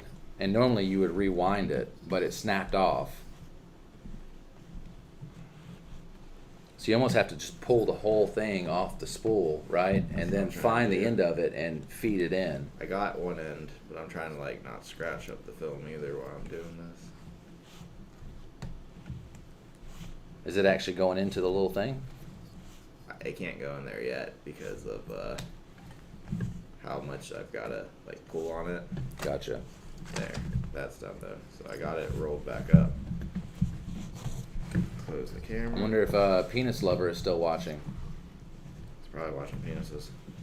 I would not be surprised. It's Ryan. He is a penis lover.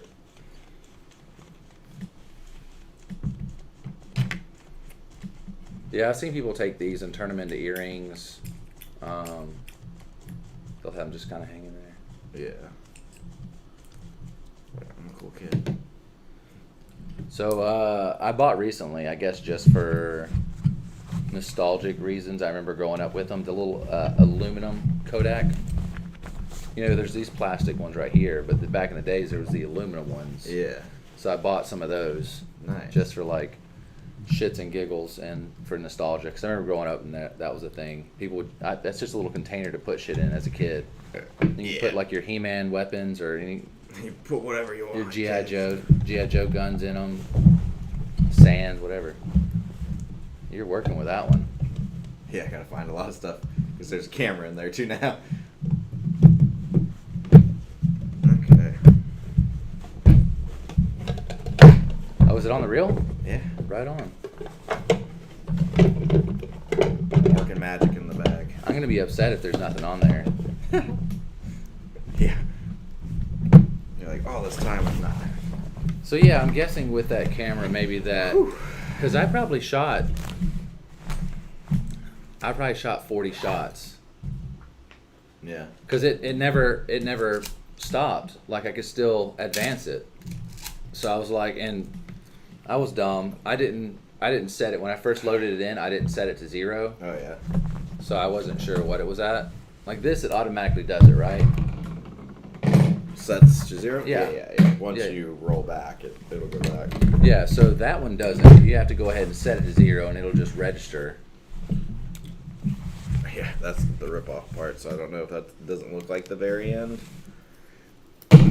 But the other thing you could do is So it had advanced all the way to this side. how do you take this part off?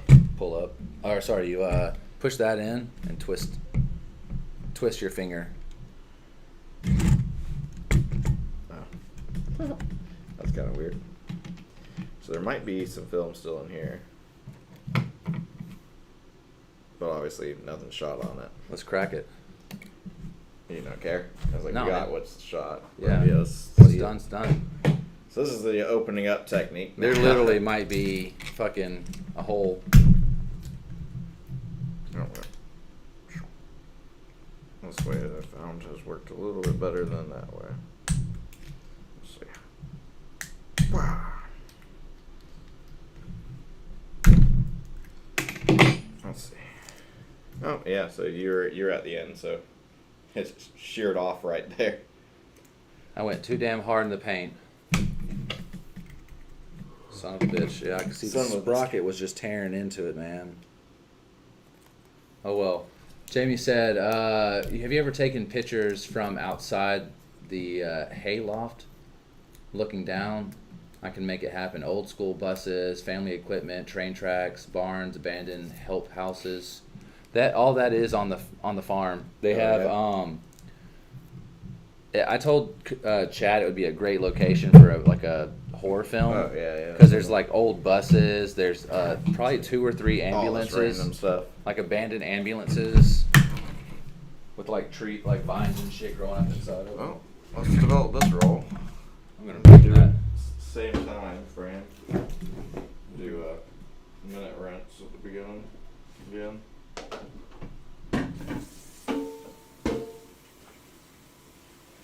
Whew.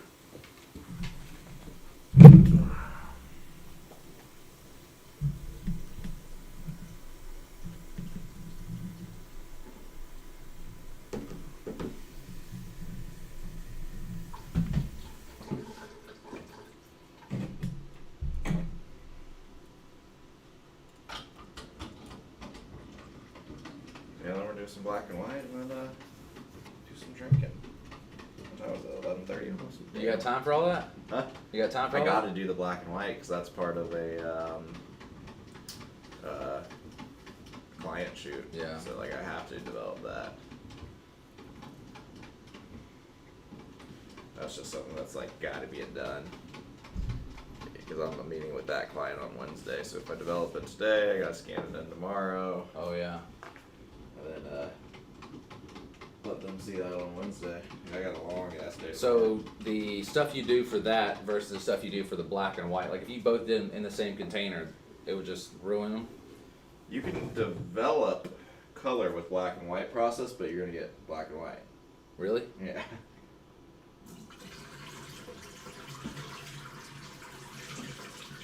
Like you won't get color. Huh. Well, shit, I would have probably got you just to do yours. That's okay. I mean, when are you gonna be able to open this puppy up? Never.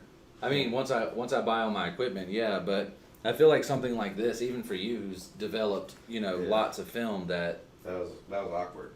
yeah, that it might be a bit rough for me. So this is a We're gonna do 4 minutes again for you. Calimar S200, and it is a not a super fancy camera, to be honest. It is a Russian USSR. It says USSR on it, and actually this particular model, this is the it's not the Kiev, something like that. It's basically like this is the European version of the Russian model. This is the ones the Russians sold to the Europeans. That's how their cell timer works. Nice. I dig it though. It's actually like in really good condition. I hate that it had that issue, but maybe that was a user error. Yeah, I think that was a user error because that shit was fucking ripped at the end. You just winded it too hard. I wonder how the light meter is on this. I mean, I see. So this is a Super Takumar 1.8, which is a great lens. But I see that there's this, which would assume to me, I don't think that lights the viewer. I would think that powers a light meter, but I don't see one actually in there. So I don't know. The light meter could just not be What's up, working. Mama Sharon? Like, there's a heavy possibility the light meter is just not working anymore. I've dug it so far. Oh, so the Zenith. Yeah, this is basically the Zenith E. This is the European version of the Russian Zenith E. Not that anybody cares about Russian cameras. Most people kind of pass them up because they're really just copies of German cameras. So they're people like, why would I get a copy? Why would I just get the actual one? What if it's a little cheaper? And if I don't the like where box they is put built- the tripod mount. Like it isn't. It's like way on the side. Yeah. It seemed like it would be like off. Yeah, a little bit. So far, I've enjoyed it. We'll see how if anything comes out of this. I'm glad that that other one actually developed, though. I was kind of worried about it. But the AE1 is known for being a pretty reliable camera, so only issue with that would probably been a user error or maybe possible light leaks because of deteriorating light seal.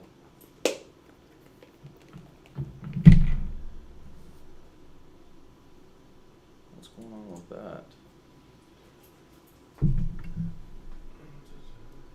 Let's see, properties, deactivate, activate.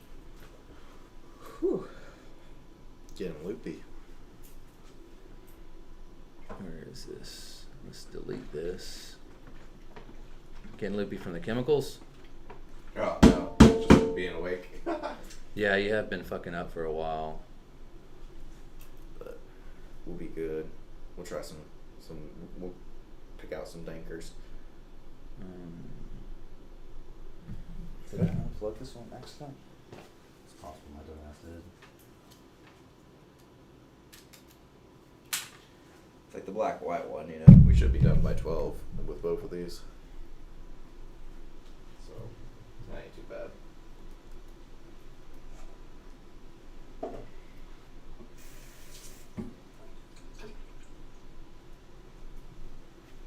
It looks like it's drying pretty straight.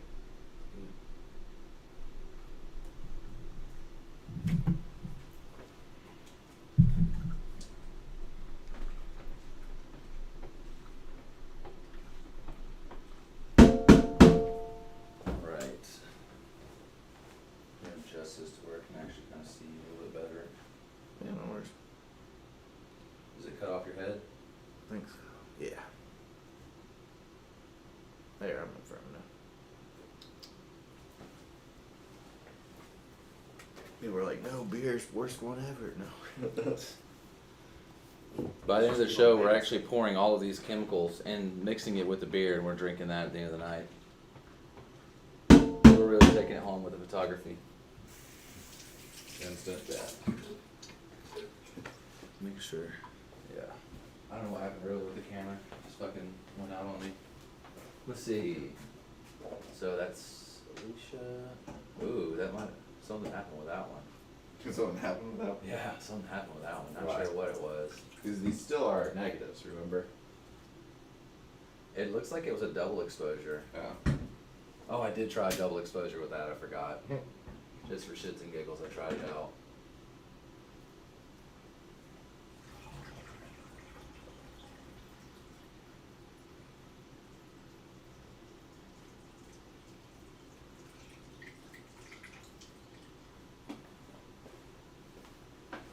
Yeah, if you end up working up the time, that area in Dawson, like it doesn't take long to get there. You can go out there, pop some photos.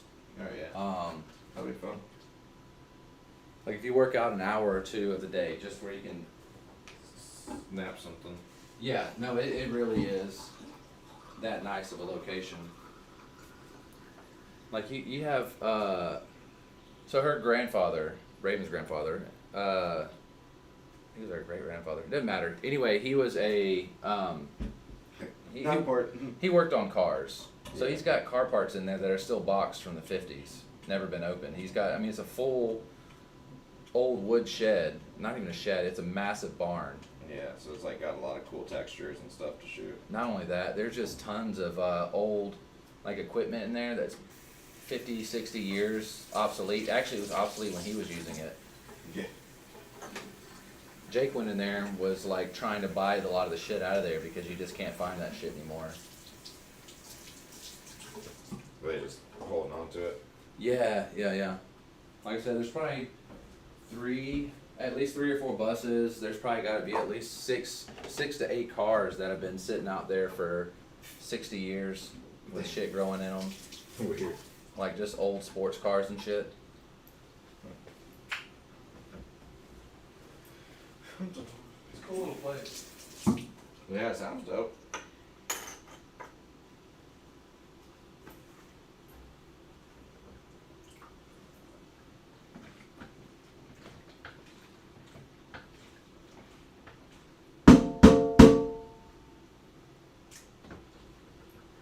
And if these come through, if they actually like the pictures actually took, it's going to be really cool because I took a bunch in Nashville. So I went out to the waterfalls out there, and I also went to that. This film's like drying straighter than this fucking film.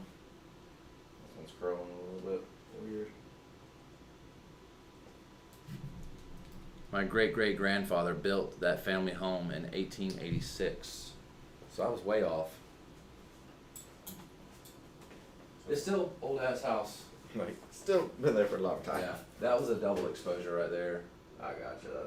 You see like two sets of eyes, and I did it just to try it, to see if I can do it with that camera.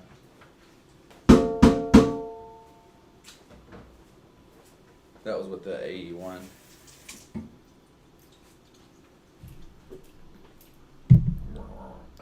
So Colin Phillips is like, okay, can I ask what the fuck is going on?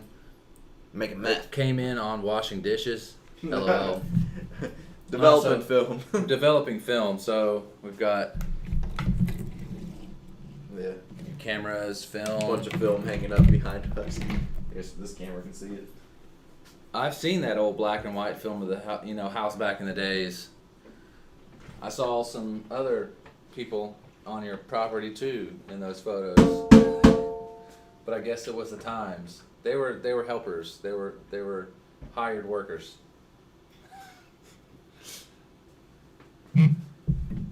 This is them right here.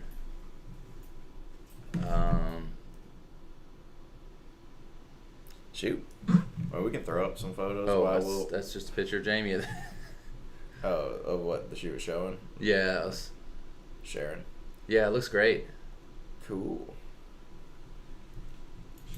Shoot, we can even share that little slideshow while we finish this little batch up.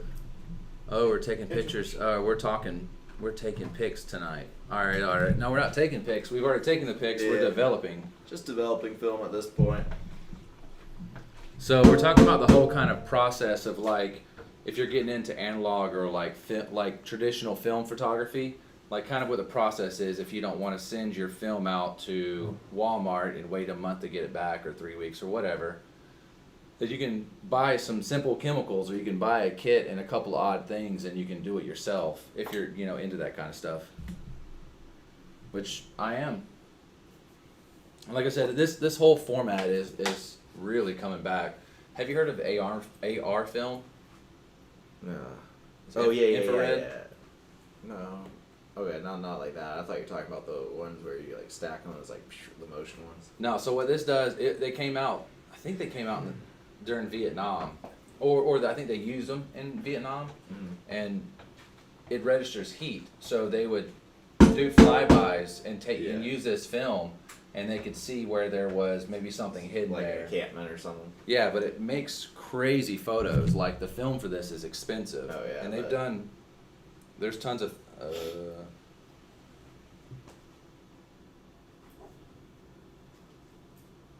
It creates this weird pinkish hue. And it's all. Oh yeah. I think you're showing me something. I showed you the Lomo purple, but this is Yeah. all this is all actual infrared. Yeah.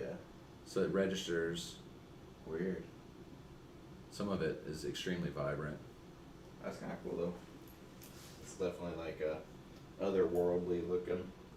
But they've discontinued it because they had no real use for it. It says wavelengths use. Let's see. A film or image sensor used sensitive infrared light. Part of the spectrum used is referred to as near infrared to distinguish it from far infrared. Blah blah blah. Thermal imaging.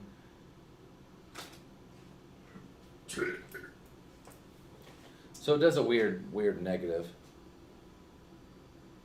I have to figure out all these clips. I had a shit ton more, but oh, here's another one. I'm trying to weigh it down good. I think this one's gonna be good. That one, I don't know. Might put scissors on it or something else. So yeah, the film for these has just gotten really expensive.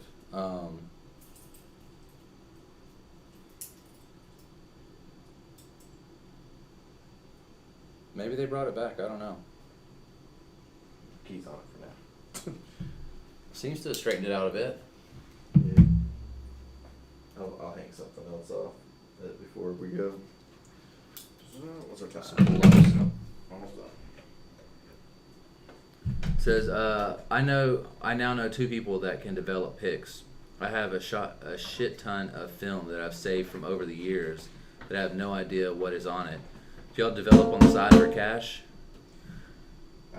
Yeah, I've done it for friends and stuff. The stuff with like super old film. So it's like, You mean like the pictures that were taken a long time ago? You probably want to go to some like crazy professional, right? People who specialize in that. Yeah, and there's some websites and stuff that you can look it up. It's just at that point, like some of once it's developed, it's a little bit better, stabilized. But I mean, I've seen like recovery projects where they find like World War II photos or like rolls. Yeah, there's people who specialize in like, okay, here's what we're gonna do. Here's how we're changing our chemistry, and you're still not going to be as vibrant as like what they were if you would have developed them right away.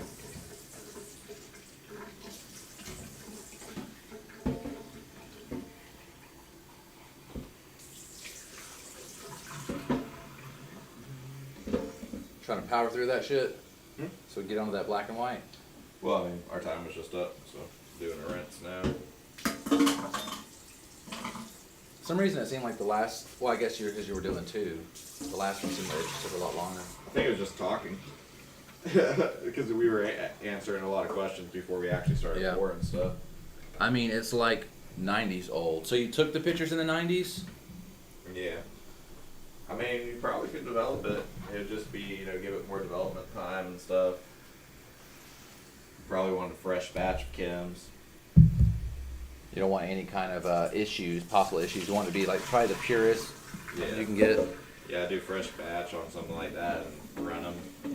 But I mean, that's chems cost a decent amount of money. That's probably where you're wasting, because they got a shelf life as well. Yeah. So is that batch of chemicals? Like if I was to buy a box of that, like a starter kit, that's what, $100?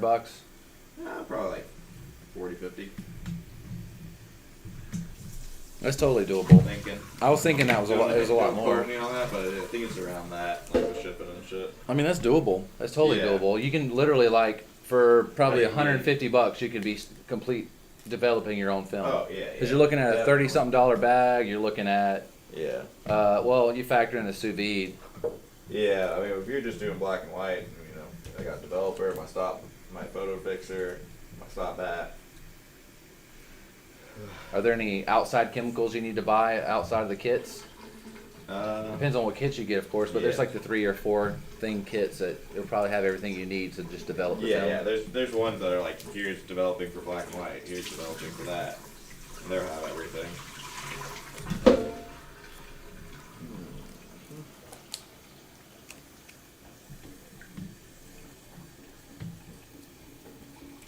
Right, we're getting weird without the beers on us. Yeah, no, I mean, I've had some beer. I never stopped. I don't mind mixing a little chemicals in with the beer. It says, what do we have here?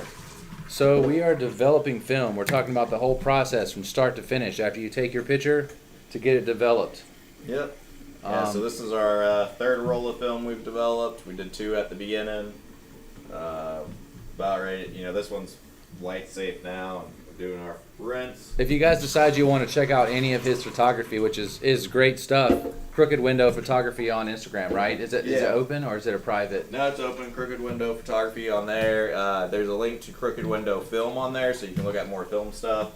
Crooked Window Photography on Instagram is going to be my boudoir page, and I have just like a whole bunch of shots that don't really fit anywhere right now, but I need to find some place to put them. There's like a whole bunch of awesome photos that are digital, but not boudoir. but not something else. It's just, yeah. So do you find like you kind of rabbit hole, or not rabbit hole's not the correct phrase, but like once you started getting into boudoir that, and especially as your crooked window photography, that you couldn't really post much in there aside from that? Like that's kind of what it was known for? Just for the branding aspect of it, you know, I wanted to stick to branding correctly. And Yeah, a little annoying, but Straubsy. If you have any questions, let us know. Like if you're thinking about getting into film, or if you want to know a good entry level camera, or maybe a good film to start with, or like what kind of any of this process is, you're more than welcome to ask. yeah. Yeah. If you guys want to see some photos, I do got a little slideshow that you guys can watch while we load up the next film or whatnot. Yeah, I can go ahead and play it now if they want. Yeah. Shouldn't take too long. If you guys want to see that, we'll go ahead and run it. This is 30 photos. It's got some expired film in there, so you can see some wacky shit that happens with film that's, you know, almost 20 years old. Some new film. Yeah, they can still hear us and everything. There's a little music in the background. I might even tone it back a little bit. Yeah, so that was shot very recently. That's all at the aquarium. That's your friend, right? Your friend and his girl. that came down to the bread and theirs. That's at the aquarium too here. So that's like a split between 400. the above and the below, right? Yeah. So he does boudoir photography. He does shoot other things, but I asked him to bring some stuff in. That's my boy Colin right there. R.I.P. Colin. He's not dead. He's moved away. He's not dead. Let's just make that. He's not dead. He just moved away. But so he kind of specializes in boudoir, but that's not all he's good at. But he couldn't really post all of that on here because of Twitch guidelines and stuff like that. So we kind of found, or he found, miss you, Colin. This jazz music is bumping. Thank you. I wanted to put some jazz in there. If it's too loud, let me know. I can always tone it back. That was New Orleans, right? Is that a New Orleans photo? Yeah. That's a New Orleans. Here, I'll tone this back a little bit because I feel like it's still kind of loud. Yeah, it's a bit too loud. Yeah, I pumped it back. That's in New Orleans too. Yeah, so that's all the photos. So if you guys didn't catch them in the very beginning, I'll let it it's cycling through pretty quick. Yeah, there's some. You'll see some of the expired ones, and then some first roll shots in there, but just try to put a couple together. Yeah, the first roll shot. So for some reason it didn't really go. It hasn't played through all of them yet. Because we're cycling back here, but I had the Shelby ones on there. Weird. Yeah, because I didn't see all the Shelbys or anything. Yeah, the Shelby ones turned out good. Let me go into some settings real quick and see where they're at.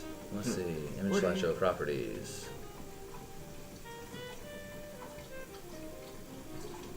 Oh yeah, there's 30 of them in there.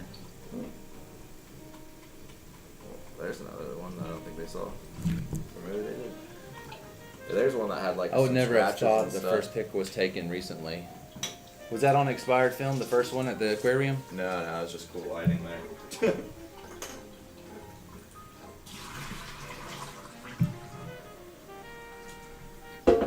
Yeah, they just have real good lighting there. You know, with all the little red lights and everything else, and little aquarium lights. I was like, I gotta get a shot there. Yeah, I don't even think it made it this far before. I'm guessing that's still part of that's the French quarters, right? That's the house. Oh, is it Yeah, back? see it cycling back. It doesn't want to do them all. Oh, we gonna fix this. But here's your roll. She done.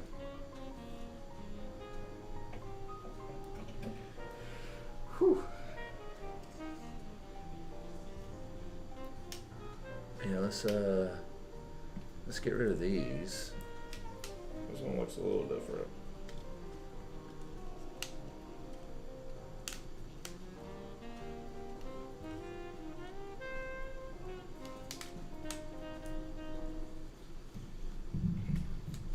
is this weird? Let's make that small again. So you even shot like right there. So did anything come out? Yeah, I think there's stuff on there. Ooh. Looks a little light, but Ooh.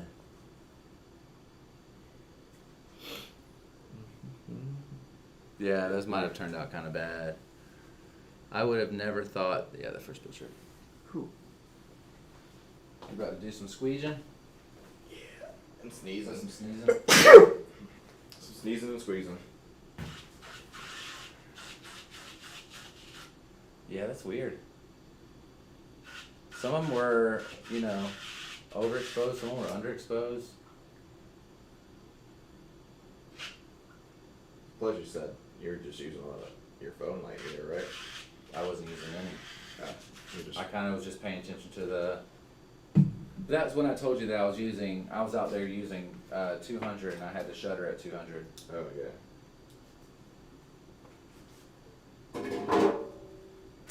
almost don't want to clip it because it like rips there. You got a shot there, but kind of got to clip it. Just barely. I might just hook it up in there. I want you to be able to have some. Oh yeah, you might be able to hook it in. Yeah. I'll figure it out. We might be able to, take the clip off and just hook up in there.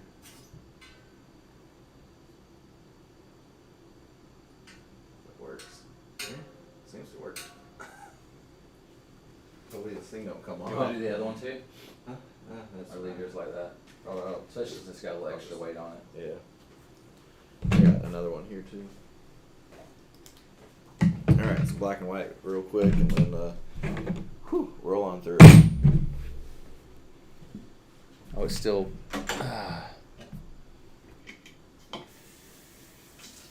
Did it ever show the other ones or not? I tried to go back and just delete the other ones, Yeah. and maybe Nothing's it'll. happening. So we don't need the sous vide for this one. I'll use this developer because it's fresher. This actually expires on the 5/28/21, so pretty fresh. I know what I'll do. So made that up in December. So it's not too shabby. Still sitting all right. Getting in a nice quad workout doing this. Yes, loop. Stop when not visible. You want to go 6.5 minutes with developer?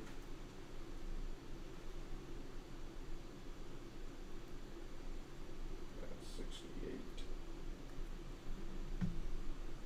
God, I gotta. Yeah, so there's a website called digitaltrue.com and development chart. That's what I go off of for my black and white times. You could even adjust per temp in there. Where am I gotta do some fixes on this. We'll do that. Oh shit. Do that. So you got some Trent in here. Yeah. Yeah. He's a fucking character, man. We shot him. It was just me and your boy. Trent?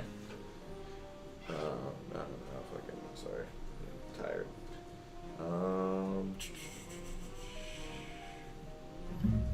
What is his name? He used to be on your show. Oh, Jake? Yeah. Sorry, Jake. Brain dead. It's late night for me. But yeah, Jake invited me out there. Jake went out there too? Yeah, me and Jake went up there. I did not know that. Yeah. They hit me up. He's like, hey, did they have like this blacksmithing thing? He's like, you want to come? And I was like, hell yeah, dude. I can do it. So, I like Trent. He's a very opinionated guy. Yeah. Like I was like, yeah, I enjoy doing the show. I know I don't make money. I actually spend money on it, but I enjoy doing it. And he's like, why the fuck are you doing it if you don't make money? Yeah. I was like, but I enjoy it. He's like, but you're not making money. It's a waste of time. Like, how much money is that dude actually making? Like, I how mean- much? I think he probably, like, flaunts a little bit. Surprisingly, there's a lot of extra work that he can do. So that was one of the ones you said you used at the very beginning, right? Yeah. And that's expired film. Looking all weird. So how they have to get resourceful is those peanut machines, that dig into the ground. So they can watch, like, both right now, or they just watching that? They're just watching the one on the right. Yeah. The right is That's primed. over at Pirates Cove. That one turned out pretty good. I thought about one out there. PCB. Got another PCB one right after this. Just some dude I found, and I was like, this dude looks cool. We gotta take a photo. So I asked him to pose, and got that dope photo. He was like, I'm totally down for this. So, yeah, Trent was pretty much, well, like I said, the peanut machines, right on. He hand forges those blades that the peanut machines tears the peanuts out of the ground with. Oh, yeah? He also sells tutorials. He makes props for Amazon. Yeah. So they do the. So he was making some props and stuff, but I'm like, I don't know. I mean, I think he does okay with it. But I think you gotta do some shit for the love of it and not always just think about money. Yeah. That's kind of why I wanted to do it. And you can't just have like a big head all the time. It was pretty difficult to interview him, honestly. Yeah. I did. I'm not saying like he has a big head or anything, but just like you gotta love what you're doing, even if you ain't making a bunch of money off of it. Find a way to make money off of it if you need money. But some things you're just doing it because it's a hobby. Yeah. He was a difficult one to interview because he. I wanted to try to guide the conversation a certain way. I wanted to talk about like. What are they talking? It says B, the Goolsby place would be a good start too. Ponds too. Yeah, my family are the Goolsbys, so they're out in Dawson as well. Big Nice. farm family. I haven't even thought about contacting them. I haven't even thought about talking to my own family. No, I like them. The Goolsbys are kind of distant family. That's Gotcha. my grandmother's sister. So, Okay. but Yeah. yeah, so I wanted to There's talk some about how Trenton got into blacksmithing and its Yeah. inspirations, and I wanted to talk about all about blacksmithing, Yeah.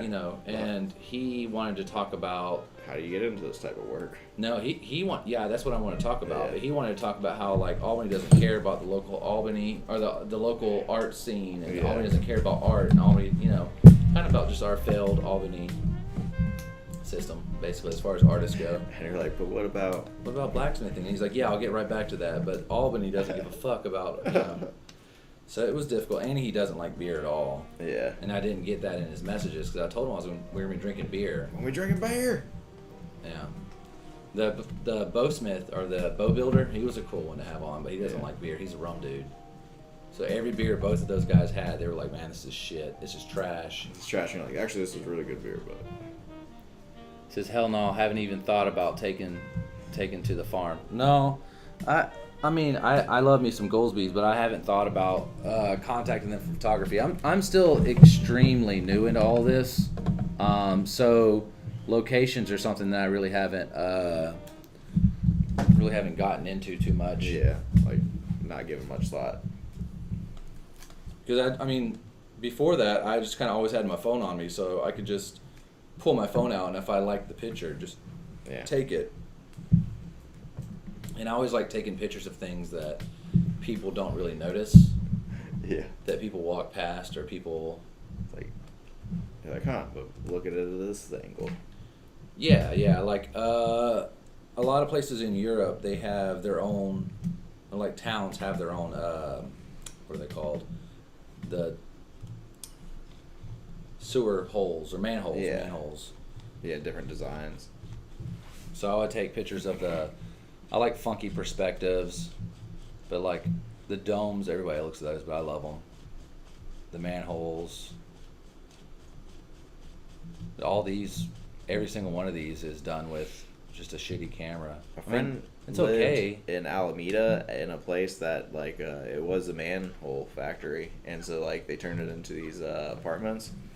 but like they kept a lot of like the manholes and stuff like that, and like incorporated it into the design. Cool. I want that fire hydrant out so I don't steal the shit out of the motherfucker. Yeah, I don't know what it's doing there. I think they were gonna make a little dog park. Yeah. Yeah, that was the I'm like, gonna steal that rumor. that keg outside that's sitting on that our stage. Still that cake. Oh, the barrel. Yeah. Oh yeah, that was probably just a crap barrel. Yeah, I'm okay with it. I just wanted one, and they're not gonna give me one. They're not gonna get right. Yeah, something like this, you don't need a great camera. I mean, it would be great with a great camera. Oh, yeah. But I mean, That's that was pretty shot with dope. an iPhone 5 or something like that whenever I was there. It was a so great shot. it wasn't bad. I would love to have had to known anything about actual photography then. That one, you've seen that one. It's got a lot of noise up here. Should we get them back on us, or It is on or us. okay, Yeah, cool. yeah, it's on us. I'm gonna zoom it down a bit so they can see your hands, kind of see what you're doing. Or Yeah. not doing. Or not doing. In the magic bag. Actually, I almost done with this bag too. Oh, I just gotta find my scissors.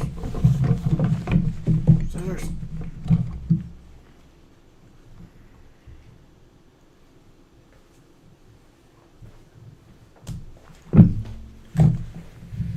Dun, dun, dun. Yeah, I'd say most of mine kind of worked into landscape, is what it seems like. That's what most of that It's is. like what you like shooting. I like nature. Yeah. But honestly, all my Instagram, like the stuff I look at on here, it's all boudoir, like Portraits and stuff. portraits and boudoirs, yeah. Or like people doing boudoir photo shoots and then painting. Like Oh, yeah. they're great painters, so they, Paint over it. well, no, they just straight paint it. They just straight paint the people. Yeah. No. I mean, she's just she does the photos and then she'll paint it afterwards. yeah, she'll Gotcha. paint what she took a photo of, As like inspiration. pretty much. Yeah, she does a great job. And it's all like a boudoir style. That looks like fucking Nate right there. If he cut his beard off. Kind of.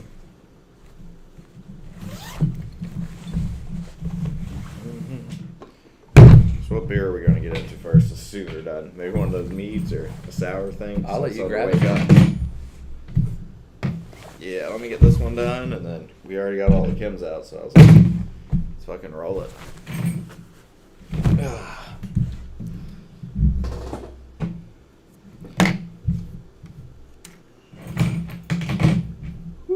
Yeah, that's Vontastic. She usually does stuff like that. That's cool. That's real cool. Like literally. Is it just her out on iceberg or something Freezing somewhere? cool. Yeah. Shit. Yeah, imagine how cold you are. She loves it, man. Alright, She so I has gotta to. mix up some chemical beforehand. And then the photos she posts on Twitter will be her guy's penis in her mouth. Still done in an artistic way. There'll be like flowers. The artistic penis. Yeah, I've seen them like throw like flowers, like small flowers in his pubes. Where? It's like while she's sucking his, like obviously while she has his dick in her mouth, he's got flowers poking out of his pubes. Like, run it, man. There you go. I think his name is like Corbin Presley or something like that. I'm just gonna call him Flower Pube. Flower pube guy. I mean, to be a photographer and just have your dick all over the internet, like something that you're actually taking the photos of other people, but actually you have lots of actual nudes of yourself out there as well. Yeah. It's an interesting thing. I said I don't really kink shame or shame anybody for doing what they do. Oh yeah. So you're on the last process of this black and white already? No.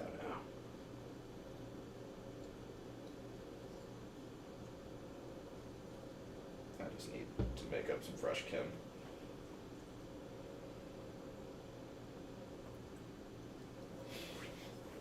Here, I'm gonna load in this other. This is my stop at. So I want to do some developing. So you can develop with coffee beans. You can also develop with Coffee beans. Yeah, black and white photos. You can use coffee beans and some other stuff to create your own homemade developer, and you can use red wine to create a developer. So one of my things is I wanted to go.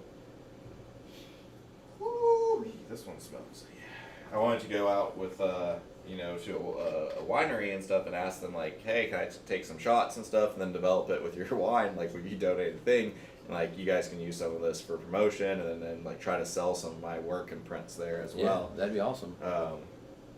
But it's like, this is developed with your guys' wine, and it gives it a little bit of a red tinge to it too. So I think it's fucking cool. I always like being like, oh, dude, like total DIY. Is it only for black and white, really? Yeah. For those. Okay, because I was thinking like if you had something like that Lomo purple, and then you added all that red in there as well, it might come out looking kind of like that IR film.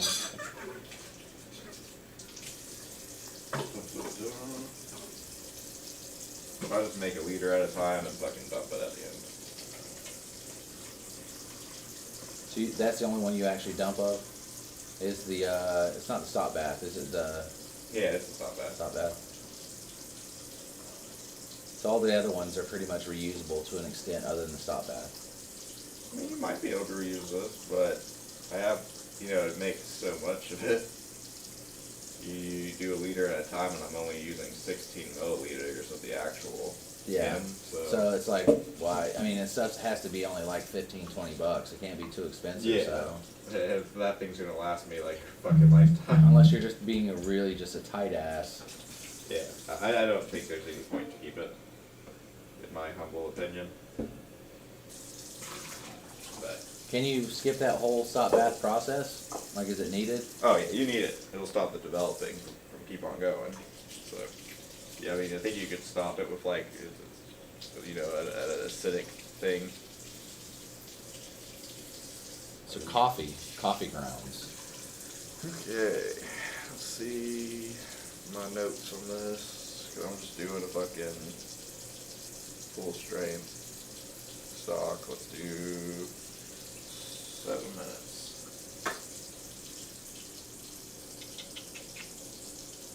So it'll be 7 minute developing, and it's a 4 minute. I think 1 minute stop bath. Yeah, 1 minute stop bath, and then a 4 minute fixer, and then just a rinse. And while we're rinsing, we can fucking crack something open. Yeah. We'll just take this stuff out so it can start drying. So you put all the most major chemicals in it already? Oh, there's no chems in this yet. I'll do a rinse, and then we're due a developer. Yeah, sorry, no chems yet. I was just making that happen. I was like, yeah, I don't remember you ever putting that in there. Yeah, no, that's just pre-making that, so when I got to that step, I wasn't like, oh shit. Yeah. Black and white, I don't really care about too much of a rinse. I think it's fine. But I do want my little stir. How do you know this is for black and white only? Just because of what you put it in? Yeah, that's my black and white stuff. And, it says developer D76 on it, and the date when it expires. That's just how I mark my stuff. Okay. You write toxic on everything? Yeah, you don't want anyone to drink this shit.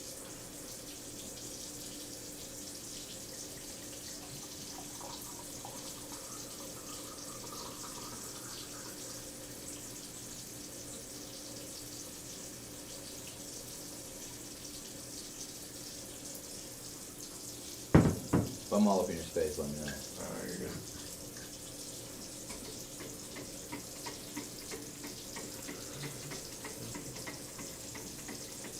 So I'll agitate actually for the first full minute on my black and white.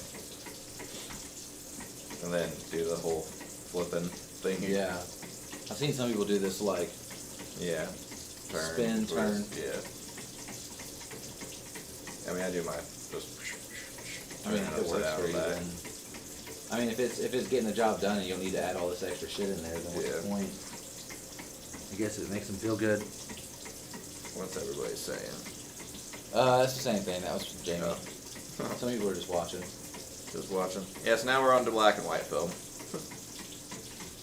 If you have any questions, you're more than welcome to ask them away. And then Different chems. we are getting in on the beer here shortly. Yeah. As soon as this is done, we'll be. We don't want to mix these toxic chemicals with beer. Even in the air, it's floating around. And just me doing it. It's like I don't like to be under the influence when I'm, this especially is from a paying client, so Fair. yeah, it's like film itself is like it's already so. You don't know what exactly you got. You just hope you got it. So it's like I don't take any risks when I'm messing with my customers' monies,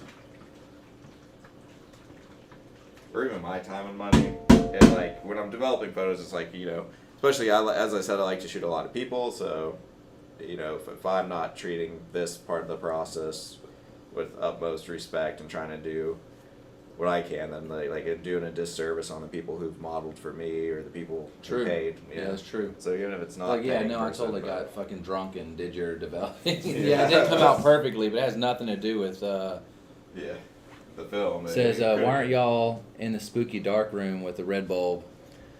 Because with this bag here, this basically replaces your our dark room. Yeah, it's called a changing bag. So it's a light-proof bag that you put your arms in and you load up everything. And then this tank right here, the Patterson tank, is got the film in it, and it's keeping everything dark. So it kind of alleviates having to turn a whole room into a dark room. I actually have a room at my house that is, I'm guessing that's what somebody used it for. Like at one point in time, it's either that or murder. I mean, it's a small room, very small room, think you're with telling me about a little that. shelf and where there was a light fixture. Yeah, it's very possible. But there's no. Well, I guess back then they had the little tubs, right? And they kind of just. Well, that'd be different things. That's for when you're doing like enlargements and stuff. Yeah. So it had shelves, it had lights, and it was very small, enough for like one person to get in, and it was completely dark. So could have been. But then where are they going to dump chemicals and all that kind of stuff? Or like, how are they going to do this process? Very carefully. You probably need a sink and stuff right there. Yeah, or you could just have some buckets to put chemicals in or Yeah. rinse. I mean, you could do this part and just put it back into your. I'm doing it over the sink in case I spill anything, but.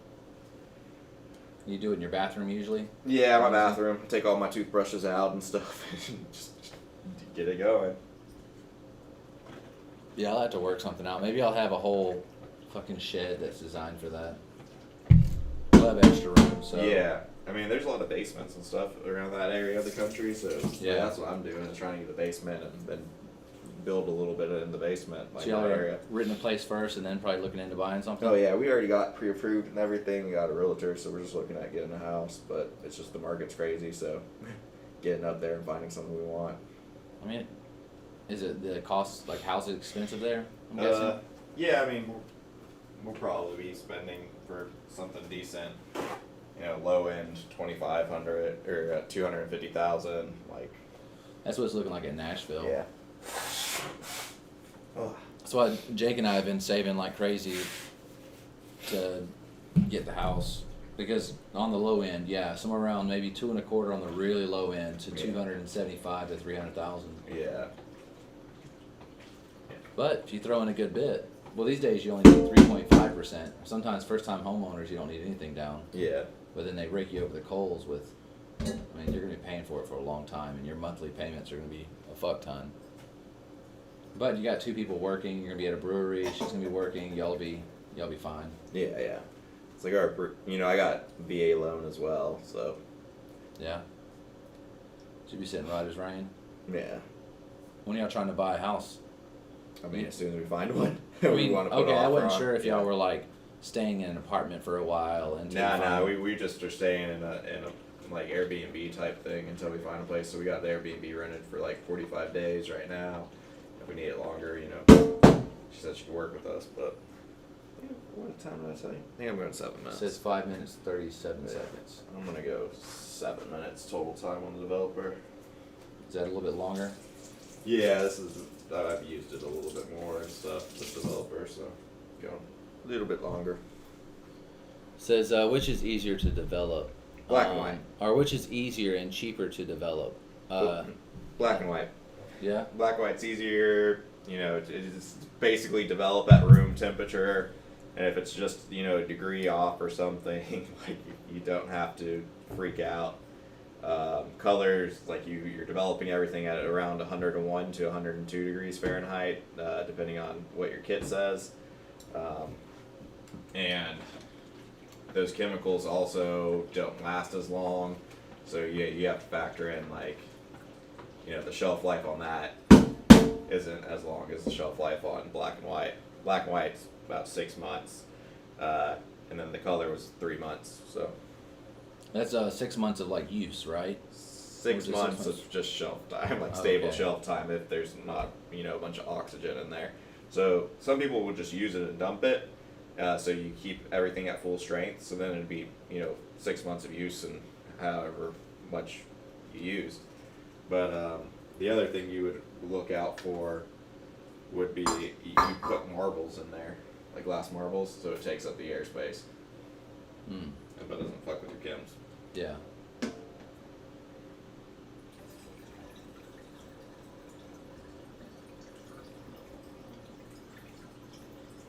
Just trying to pour it out without getting marbles all in your shit. Yeah. They have collapsible bottles and stuff that I've heard, you know, some yays and nays about, but So you're on the stop bath now. yeah. So the film is, like at this point, developed. Yeah, develop just needs to be stopped. And your preferred method is black and white? Like you kind of go that way? You like black and white more? I mean, I love color too, so I'm really interested to see how these turned out. But black and white film is like just so much more forgiving, even for shooting. So,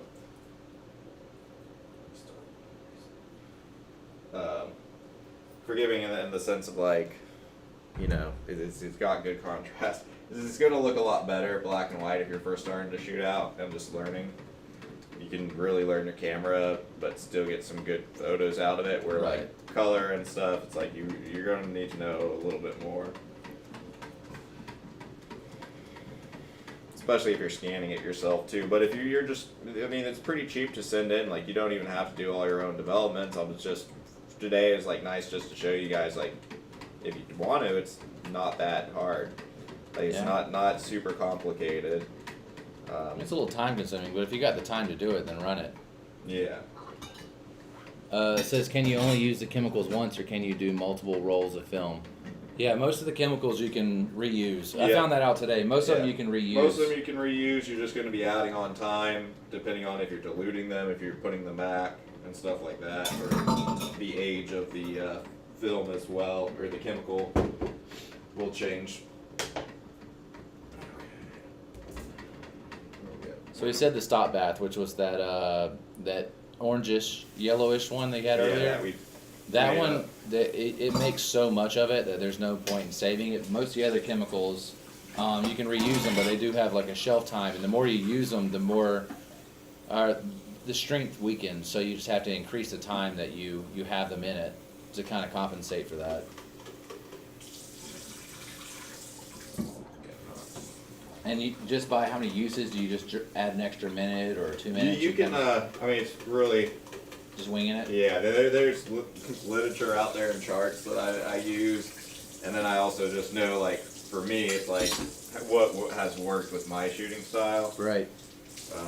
And if you don't With have black it in, and white, it's going to be very forgiving, so if you're off by a little bit. if you don't have it in long enough, right? Let's say you've gotten in a couple exposures out of it, and you go at the normal time. What's going to happen to the film? It'll Is just it- be a little underexposed. Really? Yeah. And this is all stuff you can fix and post through. To some Probably extent, could, you yeah. probably just maybe add a little noise. Yeah, you probably could fix it. Like, I don't know. You kind of figure out what you like and don't like about it. You know, maybe your blacks aren't as black. Like, maybe Right. you're getting more of a faded film look at that point. But that might look really cool. Maybe you don't want to fix that. Like, maybe it's a happy mistake. Alright. In a second, you're going to be able to hear or see your film. Yeah. It was 4 minutes with a 1 minute agitation. This is just like room temp or just sink Yeah. water. Yeah, for rinsing. Yeah. Oh no, that's just fixer in there. So I just put fixer in it. I thought what you had in that. That was just stop bath. I I thought it was a just stop stopped bath it. and a fix. I thought it was a stop and fixer. That's with the color. I have a Oh, Blix. okay. So that's a bleach and a fixer combined with a Blix. Yeah. But and then there's a stabilizer at the end. So just a little extra with the black and white. Or can you buy a I chemical mean, like that for There's black and still white? there's more steps on that one, I feel. And this one's just 3 steps in a rinse. That one was like 2 rinse, then go again with the stabilizer, then rinse. But I mean, a lot of them don't go like the bleach and fixer in one. Sometimes that's a 3-part. So yeah, that's kind of a. Says, how do you give black and white the sepia look? The sepia look? Yeah. I mean, there are black and white photos that, or film that have more of that look. Some of that I think is just attributed to faded film and stuff. But yeah, black and white, not all black and white is going to shoot the same. And you can also do that in post to make it look a little bit more faded. But yeah, I think that's more just like back in the day scanning and shit like that. Yeah. Enlarging and then stuff fading. Right on. I'm excited to catch a gander at that. I'm gonna take a look at my destroyed film again. See if there's anything. Hey, at least we got it out of there though. Yeah, true. Yeah. One hit? No, that's yours. No? That's yours. Yeah, mine's with the keys on it, the long roll. Ooh, I have no idea what some of this shit is. But yeah, you'll figure out like what type of film you like shooting in black and white. I love Kodak Tri-X 400's my favorite. Take a picture of my foot. Very good contrast. It's hard to tell if I just took a straight up picture of my foot. The guy said he might have just took a picture of his foot. Oh, I did. I remember that shot. Yeah, some of these were Straight up took a picture of my foot. extremely overexposed. Yeah. Like these right here Or- were bad. Well, you gotta remember the dark is gonna be kind of like lighter. Like it's like a. Well, some of these I could barely pull anything out of. I can tell the picture Yeah, was some of taken, them but might just be total explosions.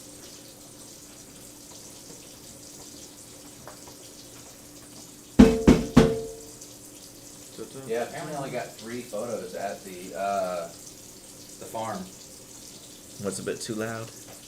Oh yeah, I fixed it. Oh, the music. Yeah, I had the jazz, that smooth jazz playing Oh, yeah. earlier. This is blasting the smooth. Pretty much.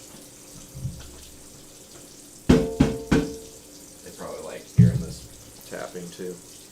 I mean, as long as it's not on this, like this, if you look at it, Then it peeks out, but Nice.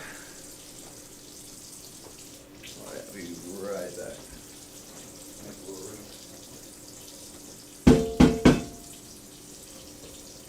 Yep.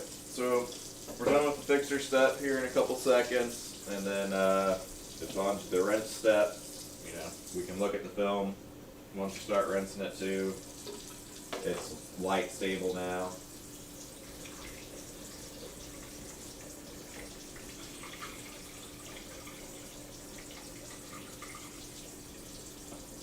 And this fixer I've had for a fucking shit ton of time. So probably need to get some more fixer at some point. This is like a year-old fixer, but it still works.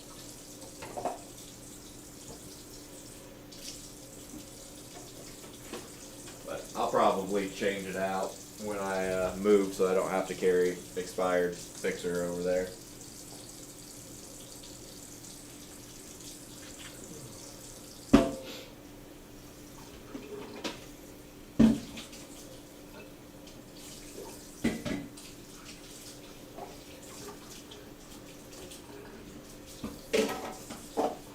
But yeah, so you can develop 2 rolls on this. You can develop 1, And then you can change the sizes too in this Patterson tank, so you can do medium format development in this tank just by expanding those reels.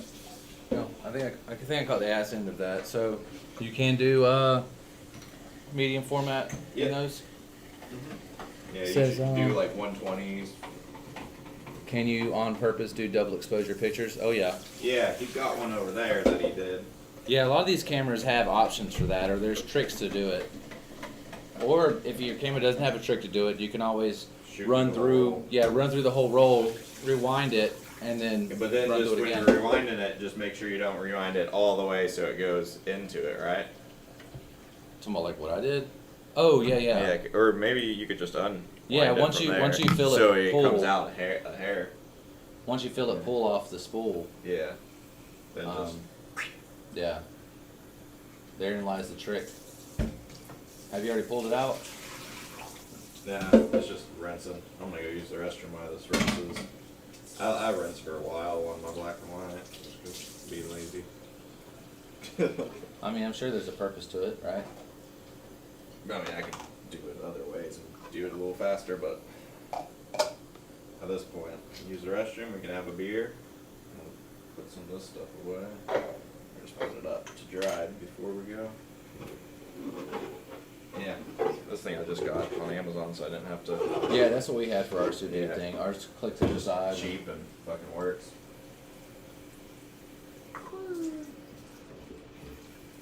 Yeah, that's my little measuring. I only use that for my Stop that. Unless I use for everything, but I just rinse it out. Well, Have you done any of this up here before? here? Yeah. I just do it in my bathroom, like I said. Usually my go-to. You usually hook it on the shower. Hook those on the shower curtains. Yeah. A lot of times I'll do it on my shower curtain, like rod, or I got like a little post thing that I can hang it up on in my room. That works out pretty well for me. Yeah, this shit's all stained and nasty. Oh nasty. Nasty. The other thing with developer is it's light sensitive. So you want to keep it in dark containers. All these chemicals are light sensitive. Keep them in dark containers and in a cool, dark place. Yeah. So obviously, I guess the stop bath is the only one that is not really. Yeah, that the fixer don't matter either. But So it says, what's the fastest you can develop film and it be good? I mean, we just developed that, and the color one develops a little bit faster because you're doing it at 102, and if you know anything about like chemistry, like reactions happen faster as things heat up. Yeah. So More active molecules. yeah, so that was what, like, we did 4 minutes, but we gave it a little bit of extra time. Usually it'd be 3.5 minutes, and then to get through the whole process, maybe 10-15 minutes. Yeah, that's what I was thinking. But you could do 2 rolls at a time. Yeah, so you're Yeah, that's doubling up your tank. time. So you're you're looking at 7 minutes maybe. for, Yeah, I mean, if you spend an hour and you were just going back to back to back, you could develop, at least, I don't know, 8 rolls probably. Yeah, 8 to 10. Yeah. Alright, I'm gonna go use the restroom. Yeah. and then- Are you thinking of barley wine, a mead, a sour? Yeah, maybe just a sour right now. So someone likes.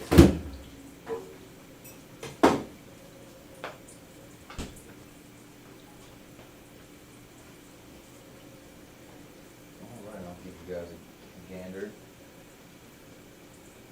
This is Wild Woods Project Volume 3.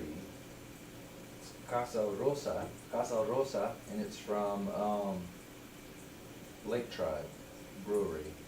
That's a Tallahassee brewery, and it is a wild ale brewed with red grapes, aged in French oak Cabernet Sauvignon Blanc barrels. So that should be dope. That's what we're going to first. I'm gonna get rid of that because we don't need that shit no more. I'll grab a couple glasses as fast as you can develop. Okay.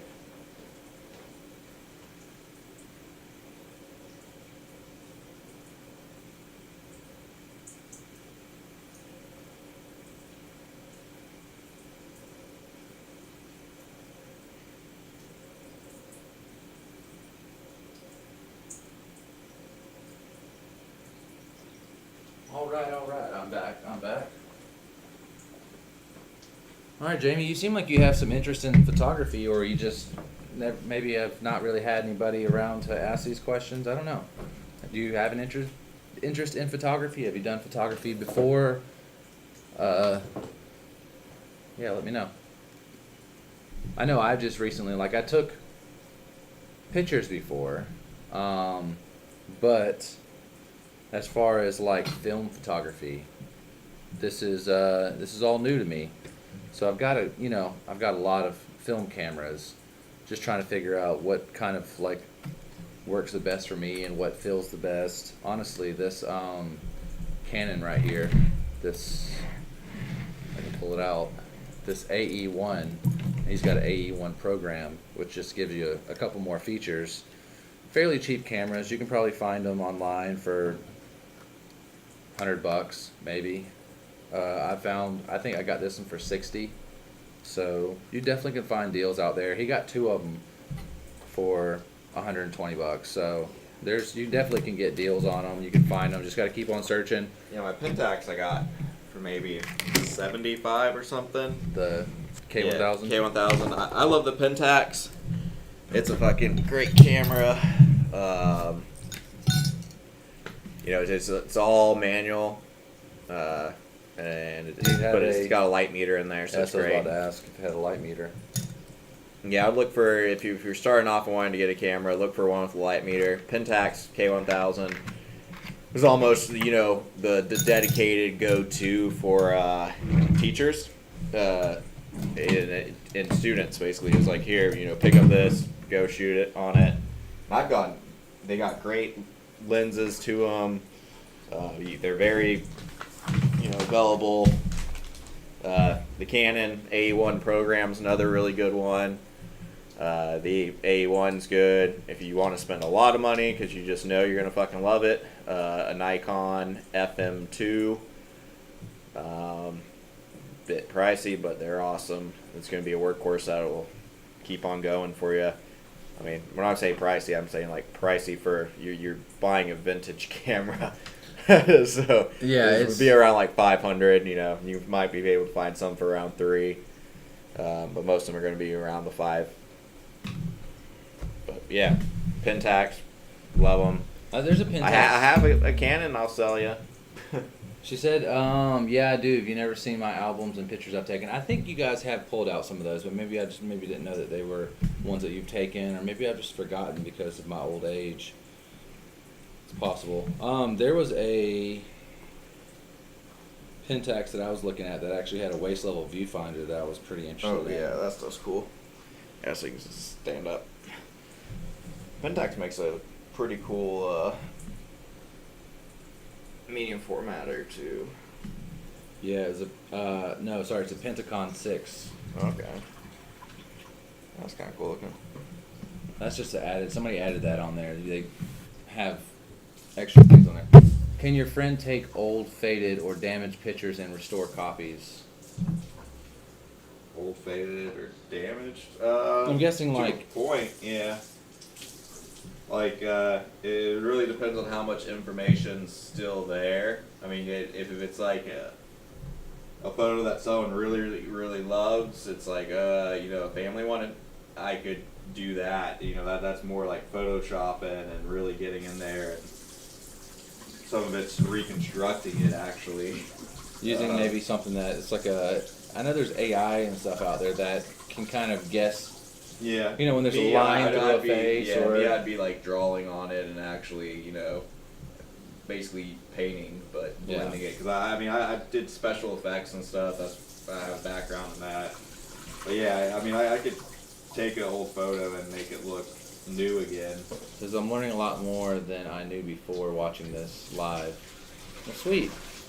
Yeah, if you have any more questions, like he's getting ready to move. He's probably got another week or so here. Yeah, I'll move on the 19th. He's moving to North Carolina, and I've been trying to meet up with him. We both have kind of busy lives. He has all kinds of projects, and he's he works here as a brewer full time, but he also has other photography. He's got lots of projects going on. Yeah. So trying to get together and do something. And then your schedule's kind of almost the opposite of my schedule. Yeah, I've got the 2 jobs, and I do my show Mondays. I do Alicia's show Tuesdays. 3 slots on the radio. So we just hadn't been able to work it out, and he kind of proposed, like, hey, why don't you, instead of you coming to my house and watching me develop, why don't you we do an episode where you learn how to do it on the show. So here we are. Oh yeah, that's gonna be some good stuff. Well, this came out good. Yep.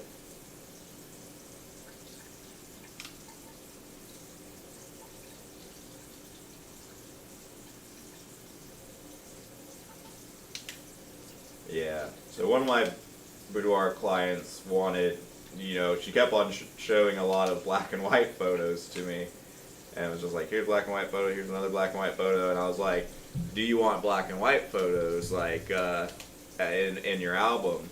So I took a bunch of digitals and everything too, but she's like, yeah, I think I do. Like, I just realized I was sending you a lot of black and white photos. I go, okay, well, do you care if I just shoot that on film? Because I'd rather shoot black and white on film, because you're showing me people shooting black and white photos, and trying to make it look like black and white film, but that's not black and white film. Yeah. And it'll look a lot better, actually on black and white film. So I still have that's what we old did. negatives from back in the 70s. Could you make copies from the actual negatives? I mean, that's what these are, yeah? Yeah, I mean, you scan them in. You scan in negatives, and then make digital copies at that point. You go into Lightroom or something like that and do your modifications. Yeah. Or Yeah, if you have a bunch of old, there's even places, like, I know Kodak even has their own, send in your old negatives, and they're scan them in and restore them for you. That'd probably be your best bet for, cost-wise, because they're going to be way better at it than me. Plus, I mean, you're in the process of, moving. Yeah. I was trying to convince him to go out to Dawson, to that location for 2 hours, but he's got so much. I mean, he hasn't even finished up on packing. Have you started packing yet? Haven't even started packing yet, so. Well, I was like, are you packing? I'm like, I'm going to go do a podcast, Mom. Mind your business, Mom. Alright. That's a smell. Nah, she likes the podcast stuff. She's like, are you filming the podcast? Because I also do that, film for people's podcasts. And That is their true. podcasts. I was like, no. This one's, we're just doing fun stuff. This is fun podcast. Oh yeah, that's gonna be beautiful. Oh, I'm so happy about these. So, like I said, this is Wildwood Project Volume 3, Casa Rosa. Do you think you can put it up there for me? Yeah, and it is a wild ale brewed with red grapes. I am Aged clumsy in and French. tired. Huh? I do not want to fall. It's all good, man. I don't mind falling. I'm old, but I'm quite resilient. I've got the body of a 20-year-old, maybe. I'm just clumsy. I don't want to do that. Ooh. Okay. Makes me worried when it starts to shake like that. Yeah. So basically, you'll meet me here, and we'll. You got sleeves for your film yet? No, I can bring. I have you one. nothing. I'll bring you some sleeves. So I'll bring in some sleeves. We'll bring in some real sharp scissors and. Just do me a rough scan if you can. Unless that's just too much work. I don't want to be any kind of I don't want to add any kind of extra annoyances. I know you got to scan all that shit, so. Might have to fucking squeeze this a little bit more.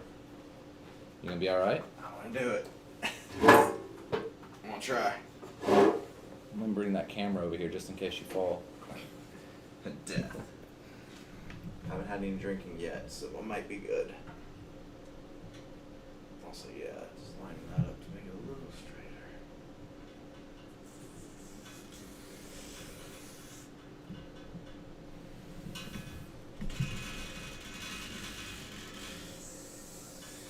It's literally hanging off the edge up there. See it? Yeah. It's a little scary.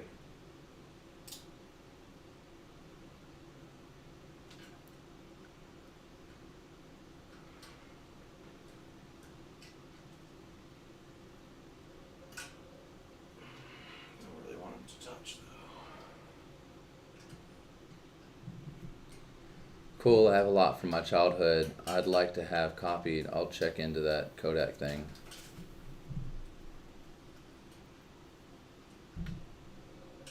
Woo. Yeah, Kodak. Yeah, I know they got a project, so that might be the best bet.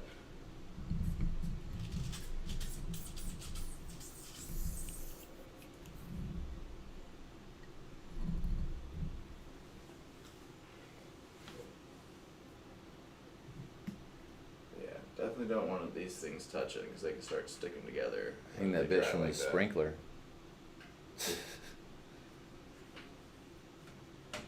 Yeah. As long as it doesn't wobble too much, it should be fine. Or, I mean, if you want to, you could push up the grading of those things. Not, I don't want to say that one, but those, yeah, those push up. That might be the safer bet. The other ones seem like they're in pretty good. Okay. As long as they're not shaking too much.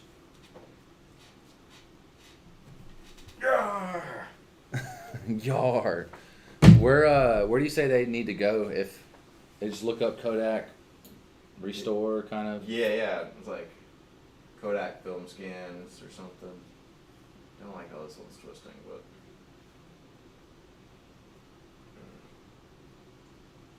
How's this one holding up without my keys? I think it's pretty straight now. Yeah, it's pretty good. Swap. You become straight. I think that the thing, because the thing is at an angle up there, then it's going to be a little crook. Yeah, might be. Let's see. Thought I got it at a good angle. I mean, it doesn't. Yeah, I mean, it's got a little turn, but it doesn't seem like it's something that would bend the Might film. need to fix that. I'm a perfectionist when it comes to bullshit. Especially since this one's a. I think maybe if you put it up a little higher, you can push that grading up pretty high.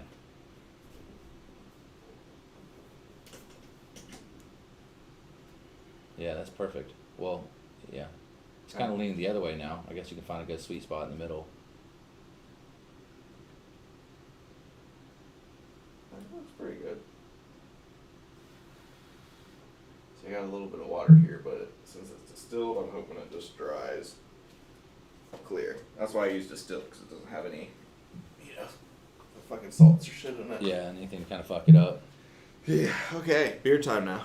Jamie sent some more photos. Yeah, I'll be the first one in here in the morning, and when I'm mashed in, Oh, I'll there's a shit ton. All start right. cutting some shit. The old house, Jamie again. Okay, we're a little past that.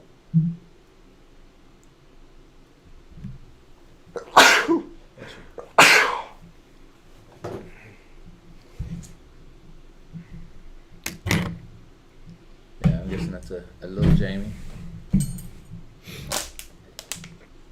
Yeah. Nice. At least you got prints of them. Cool beans. Well, we're done. Finally getting all that together. Are we just like a couple seconds behind? Or? Oh no, we're good on here. I mean, we're. It says, Cheers. They may be blurry because it's pictures of pictures with my phone. Pictures of pictures. Cheers. So this is a sour project. It's in French oak Cabernet Sauvignon barrels. Oh, that boy's hard. I like that. Casa Rosa. Brewed with red grapes. Spinach in a fancy house built of oak.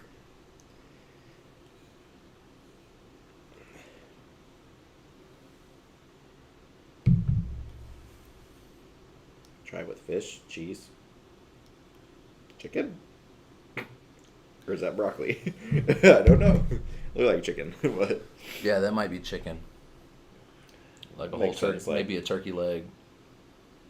Lake Tribe. So some of the beer that they've had from Lake Tribe, I didn't really appreciate too. Or I didn't like it too much, but this is actually pretty good. this is a 12th bottle for 2020. Yeah, it's got some good flunkies. I mean, I think if Mello or Pretoria had something like this, it'd probably be a killer.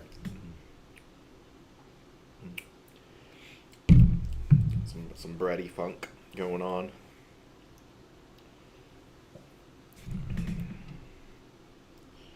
Little almost foxiness to it.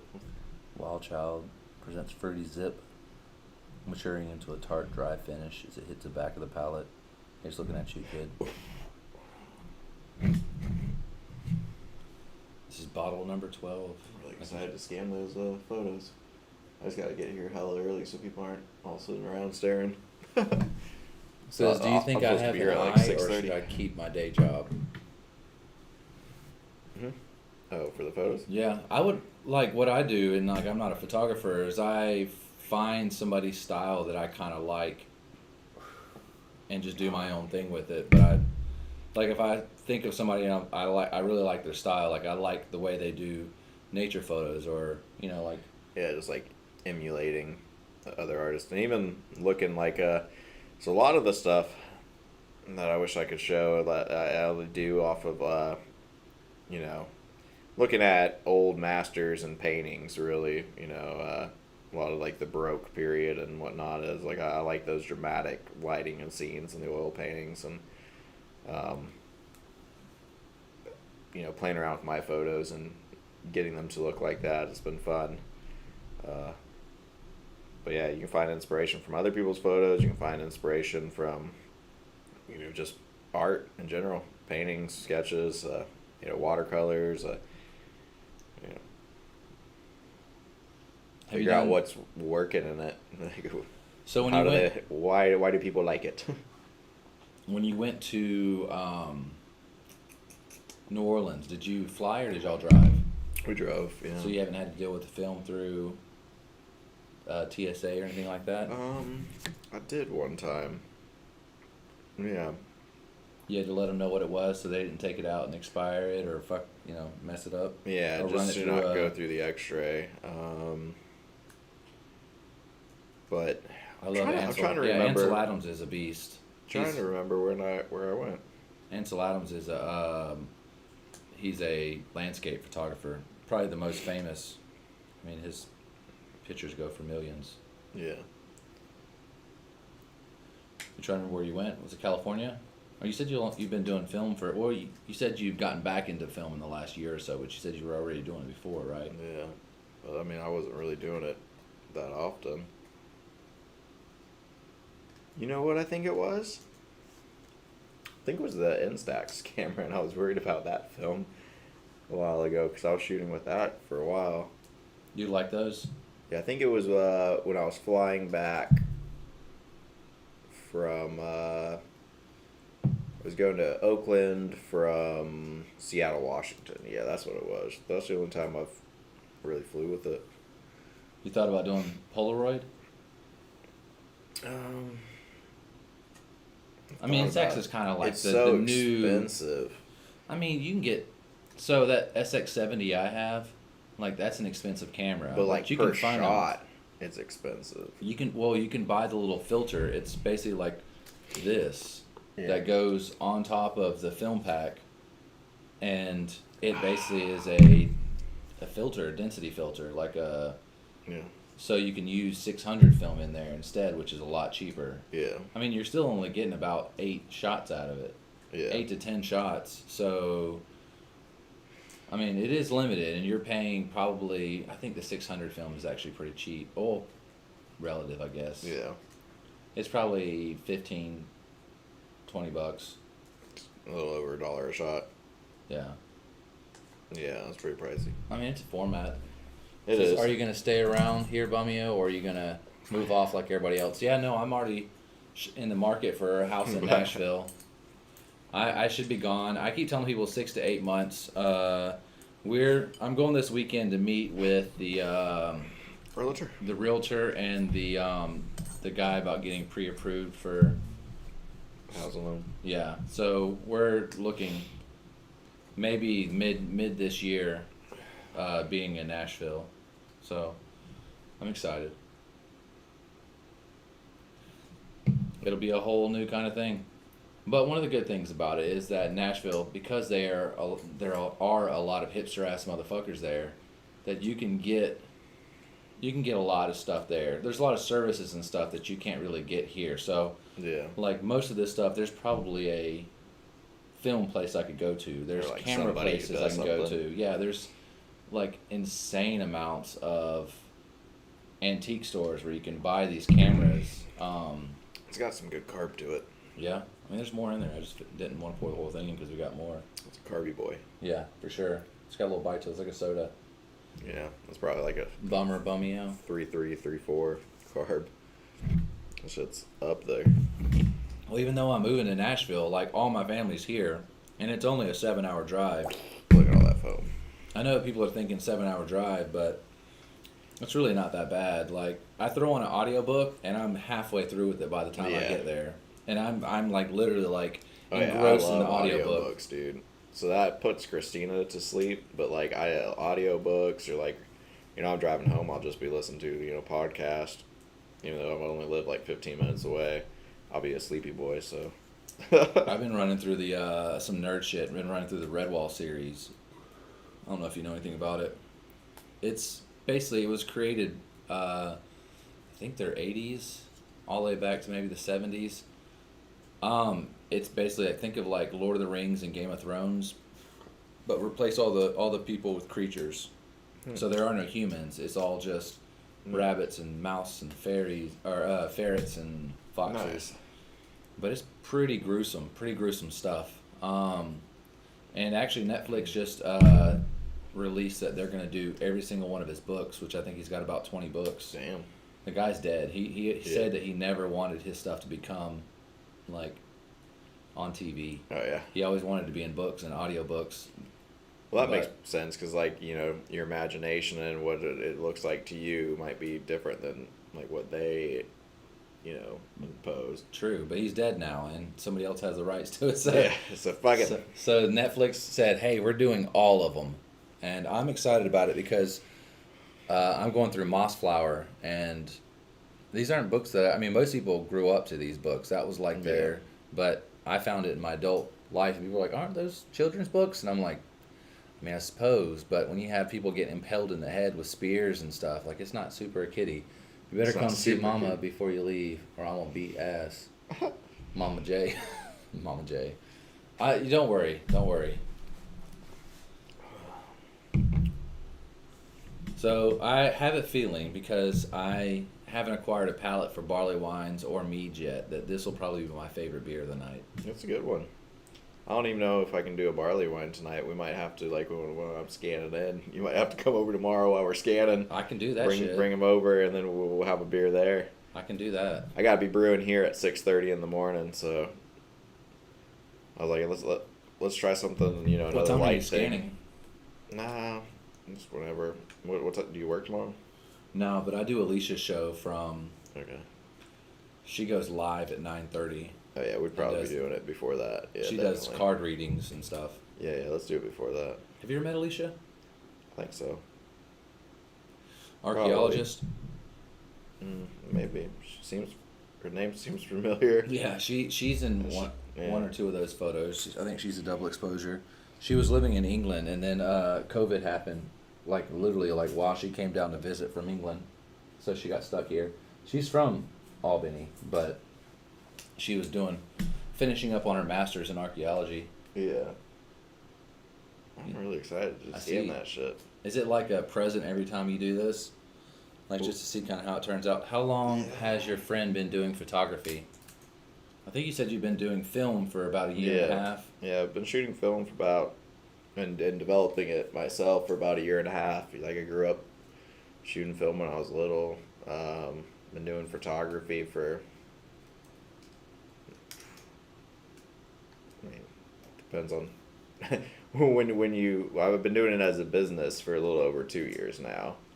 But you've been shooting for hobby for a long time. Yeah, it's like shooting as a hobby has been kind of like all my life. I've enjoyed photos and making movies and stuff like that. If you want to check it out, some of his stuff, you can go to excuse me, Crooked Window Photography or Crooked Window Film, right? On Yeah. Instagram. Yeah, Crooked Window Photography on Instagram, and there should be a link up top to Crooked Window Film, and you can see some film stuff. I just added that Instagram, the film one, too, because I was like, shoot, I can't really showcase a lot of stuff. So I try to update it every once in a while, like, but I mean, I obviously got more film now to add. It's just one of those things, keeping up with everything. Yeah. I'm trying to see which one I actually want to. So you said no barley wine or no mead? No barley wine probably today, or I'll go sleepy. I'll pull this out and I'll just let you pick. Yeah, let's pick another one. What we got? Maybe the apple pie sounds interesting. Wasn't there another weird mead? What's this one? The barley one? Yeah. Yeah. Bring barley wine tomorrow. We're scanning those in for you, but we'll cut them in the I morning think that's a time. mead, and I think this is a mead. And Pineapple Jones. This is American style barley. This one's wine. 6%. Let's do it. Oh yeah. Yeah, and I love Indiana Jones too. I but love Indiana Jones. Looks like a coconut now. Pineapple. Yeah. Oh yeah. You gonna show him that Bowling ball? picture? I'll do this right here. We don't have the beer can. It's replaced temporarily. Yeah. Can I give you guys a little look-see? So it's called Raiders of the Lost Coconut. Crafted Artesian Meadery. Pineapple Jones. It says pineapple and honey with natural added flavors. Not sure where the coconut comes in this. Okay, Pineapple Jones, the coconut was briefly ours. And it's not yours. Not really sure. Fuck it. You got your bottle opener over there. That's true. It's a multi-purpose tool. Says Open film. Crooked Window Film. One word or separate words. One word in That's on Instagram. Instagram, yeah. But if you want to look at my website, it's just Crooked Window Photography. I mean, most of my photography I do for pay is boudoir. I got some videos on YouTube of just other random cool stuff. Some funny videos of brewing and the hype beer. yeah, hype beer, and then I got dance videos and stuff on there. Dance videos. Like not me dancing. Oh, okay. You're like, oh, let's watch those. Like you're dancing. I do know how to dance, but no, I'm not. I told not Jessica for about myself. this. There's a guy named Gil in town. Gil from Brazil. That's what he calls himself. Joe from Brazil. And he's been teaching dance lessons in Albany for. I remember going to Darton and seeing him at 2009, 2010. So, Yeah. so he teaches classes. The colors Kind of. like pineapple. Yeah. Like maybe a pineapple soda. I'm probably gonna rinse that one out and keep that bottle. No, you're good. Yeah. I was like, you want more? What was the? You said 6%. Yeah. Oh, that's nothing. Yeah, it's not that. We can do this. Yeah, I'll probably keep both of these just Cheers. because. That one was really good. I like that one. Yeah. Wildwoods. Hey, you said that one guy gave it to you? Thanks, one guy. Sky Barnes. Yeah. Yeah, see, I remembered your name, Guy. Thanks, Guy. That was Hannah Barnes's brother. She was supposed to be playing at the. Okay. What is that? Yeah, no, the Hannah Barnes. Is that Braille? Nah, I just think that's probably just because they put that little coating on there to help seal and absorb oxygen. So that's probably just a fuck up. Salute. Oh, it smells pineapple-y. Yeah. It does smell pineapple-y. But it's not overwhelmingly sweet and like It's not fake boozy. pineapple taste on the mouth. This is actually refreshing. I was expecting this to be really boozy, but I guess with 6%, not so much. When I was thinking of your mead, I was Yeah, thinking like 15% or Okay. something. boozy meads. Do Get you y'all fucked shoot up. more pictures just holding the cams, or do you use tripods? I don't shoot a shit ton of landscape. I do have some real cool photos, like of waterfalls and stuff, and sometimes I'll want a longer exposure, so I will shoot on a tripod. But I'd say 99.9% of the time, if I'm shooting photos and not video or anything else, then I'm just holding it by hand. It says I've been having a blurry problem as of late. Are you shooting film? I guess Yeah. it's probably your shutter speed. Yeah, what are you shooting, first off? Like as far as film or digital, Yeah. or what kind of camera? Yeah, are you shooting film, digital? But yeah, I'm enjoying this. This would That be could easy. be a few things. It could be, shutter speed. So if you're holding it by hand and you're getting blurry photos, but the photo was in focus, like for sure whatever you wanted to shoot was in focus, whether manual or auto, Shutter. then your shutter speed is too low for holding. Like if you don't want any shaking and stuff, you're really going to want to shoot around 250 for most people. Like that's a good starting number right there. So 250th of a second. Yeah. And that way, whatever you shoot will be pretty frozen. Yeah, I found that with that SX70, that Polaroid camera, that it has a light meter built into it, not for you, but for the machine. So Yeah. when you take the picture, it reads how bright it is and And will then- adjust the shutter based on that. So it might look like this looks super bright, but my camera might see this still kind of on the darker side. So where I might need like a f4 in here or something like that, or 2, I'll take the picture and then pull it away, and I'm like, where the fuck's the film at? And then finally it shoots out, and I realized that it had the shutter open the whole time, and it captured everything. It was all blurry. Yeah. That's a Nope, wacky I'm bit. shooting digital on a trash camera Fuji, a Finepix, 14 megapixel. You can adjust the shutter speed on those, right? I don't know. It's just like a little point and shoot, dude. Is Jamie? Yeah, you should. Honestly, you should you could find stuff like this all over the place. Yeah. You can check out Facebook Marketplace, and But you can find. you could get like a non-shitty digital camera for pretty cheap these days. Like you can get a used, like you got a Sony A6000. 6400. I paid after all the extras and stuff because I got an extra lens. I think it was 1500. Wait, you got a 64? 64, yeah. Nice. Yeah. It was the only one that was better at the time was the 65, only because of the IBIS, the in-body stabilization. But Yeah. I wasn't really worried about it. I'm not doing vlogging with it. I'm not shooting videos, so Yeah. But it'll help a little bit with your, yeah, I was taking Pictures, but- I'm using tripods a lot. So. Yeah, but like something like that, you could buy used for probably a couple hundred. Yeah, the 6,000 you could probably Yeah. buy for $300 or $400. Yeah, and you could buy even a full frame, like non-mirrorless camera, and like get a good Canon or Nikon for cheap. It says no, it has zoom with built-in flash bulb and is not doing like it used to. Kind of old. Yeah, At least 10 years old. might be the lens itself. Might be dirty. Like if you're getting blurry photos and stuff all the time, and So if it's got zoom, it's obviously not a detachable lens. Yeah. What I'm thinking is that maybe well, it's it not a closes detachable- on itself. But I mean, have you ever cleaned that lens? Yeah. Yeah. These are all Yeah. factors that could lead Yeah, to a it blurry. could be that, and it could be you're just at the end of your shutter life. Like it could just be an older camera, and that sensor's worn out. Yeah, they if do you have a certain shot amount of shit. shots. Yeah, if you shot a shit ton with it, even a digital shutter can run out. Do you keep track of any of that kind of stuff with a brand new camera? Like how many shots I've done. Yeah.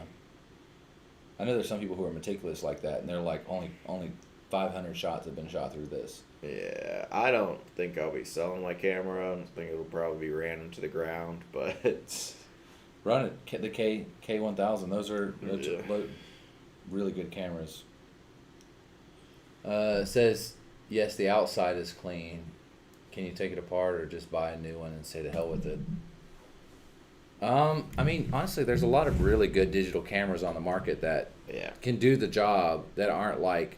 And buy one that you can change out your lenses. Yeah, and all don't buy that. one of these all-in-one kind of cameras that the lens is stuck with it. If you buy one that you can change the lens out, the lens honestly is a lot of what's the powerhouse in your camera. So you can have a shitty body and have an amazing lens and take great photos. Look at my body, and I take good photos. Yeah, I've seen people I've seen people take cameras like this one, which is a fairly shitty camera, this Russian one, but put amazing lenses on there and take great photos. Yeah. Because the lenses will be crystal clear. You'll get something like a Zeiss lens or something that is like super like tack sharp is the phrase. You know, something that's like tack sharp and you can take great photos. The lens is what's doing a lot of the work. Like a lot of these, as far as digital's a different story, I guess, if you're wanting to run digital, but most of these is just, pretty simple. Like a lot of the stuff you probably can cut out of here. A lot of these like kind of features like this you can probably cut out of here. There's a lot of those rangefinders that have no batteries at all. It's just a mechanism. You literally run it, click it. You can set your set your shutter and stuff. Even the Pentax K1000 you can run without a battery. Because battery's just running the light meter, right? Yeah. This one at It's first, just a little tiny. when I got it, button cell. when I got it, this was locked, and I was like, "What the fuck?" Yeah. It wouldn't run at all. I could do nothing with it. And then I was kind of mad at the lady that I bought it from, but I bought a battery and put it in, Yeah. and then You opened have it to run up the battery. and then closed it back, and I heard it fire, and I was like, I'm good to go. Yeah. So it says, good to know. Well, I know what I'm going to be doing my tax money, a good camera that can change lenses. Like I said, the Yeah. The- You don't have to. Sony It's 6000 is Expensive. would do the job. Some old Canons and stuff on. Yeah. There's a lot of people who bought cameras, thought they wanted to do photography, but didn't really use it, and they're still good cameras. You got Colin. Have you ever looked at his camera? No. Colin's got He's like got a full frame, and he has Yeah, a he's- film one too. he's got all the lenses. He's got a Yeah. big thing full of it. And I was like, "What are you doing with it?" And he's like, "Nothing." What does shutter speed do? I know nothing about shutter speed. So your shutter speed is literally how fast it shuts. So you have your photo open once you press that shutter, and it's like how fast is it going to get light into it. This is the amount of time that your camera is pulling through the lens and either sending on a sensor or on film the image. Here, So longer shutter speed, more light. Shorter shutter speed, less light, but also if you move around with it, it's going to be better. If you look at this right here, for a second there, it just opens Yeah. up and closes. And you can hold it on bulb mode, and then Yeah. as long as you hold down the shutter, it'll. Bulb is over here. Yeah. That's the shutter speed is how quick that opens up, and it, if you don't have it open very long, like, a very quick or a very low shutter speed, right? The low high. High shutter speed would be fast. Yeah, so that'd be something like, well, even that would be really slow. It limits. Can they see that at all? Maybe. I don't know. No. I'm getting fucking real close. There. I saw it. Yeah. Should have seen the shutter curtain. It basically just limits the amount of light that can get into your film. Yeah. So if you're Or doing sensor on digital. Yeah, the sensor. So if you're doing like long exposures, or you're doing like night photography, you're doing star astrophotography or something like that, you want that to be open as long as possible to get as much light like in. a 15-second. And it'll get all the light coming on the film, because there's so little light that maybe you're not seeing a star there, but your film is picking it up. It says, when do you know what more or less light? So if it's bright outside, you want less light, or you want it to be very fast. Yeah, you want. It's a balancing game.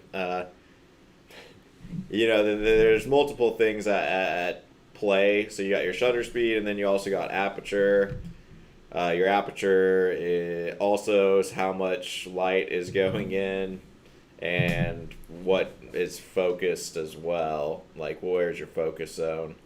So there's multiple things at play, and then the digital, and even I wonder if I can adjust that film, from here. you have your film speed, or digital, your ISO. So that's your light sensitivity as well. So there's multiple factors. With most digital cameras, you're going to be shooting at, if you're just pointing and shooting and walking around, you're going to kind of keep your shutter speed, above 250, and you can go decently high. The higher you go, though, you might get like almost too crisp of photos and stuff that maybe you don't want. But It's weird that it doesn't show me the actual aperture on these. Like in the other cameras, whenever I twist this, I can see it in lens.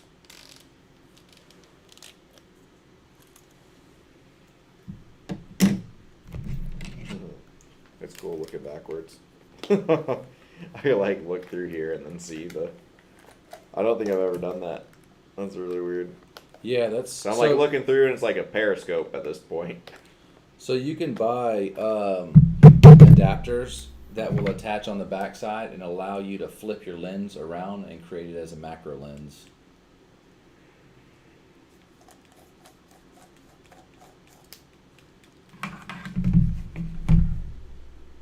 So let's see.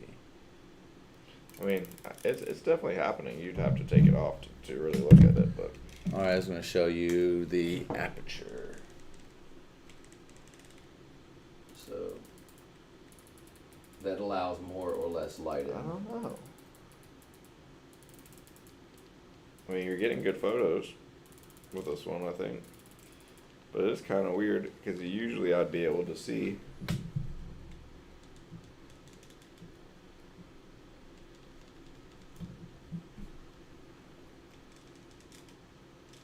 That is really weird. I don't know Yours doesn't do that? what's going on. I feel like that You don't have a 1.8 log on is a stock, isn't it? Yeah.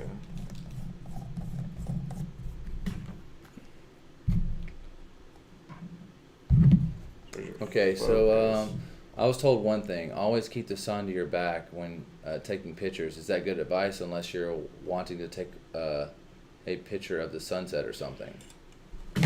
I mean, that's just going to give, your light at your viewer. Yeah, I break that rule all the time because I want to get light. Like, I'll have the angle where their heads are almost blocking the sun, and then you get really cool. The backlighting.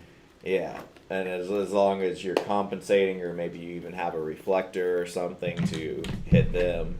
Like, you can show them that one photo, and that was a film shot, and that's shooting into the sun. Or if you're using a like a fast lens, if you got like a 1.4, you're shooting through something. So if you're shooting like a portrait and you're shooting at somebody, and the sun is that way, if the trees are between you, it can create a unique bokeh behind you.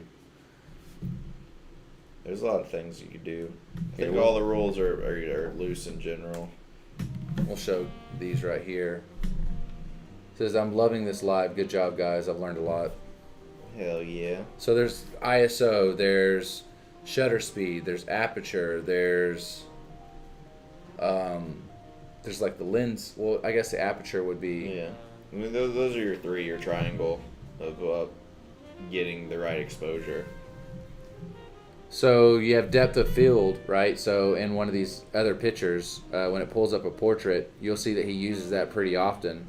So using like a fast lens, so probably not on that one, but on the more the portraits, you'll see that bokeh, as they call it, or bokeh. Some people call it bokeh, but that bokeh in the background, it blurs everything out and draws all the attention to the person. Yeah, it's having a real shallow depth of field. I like the mirror and the lipstick.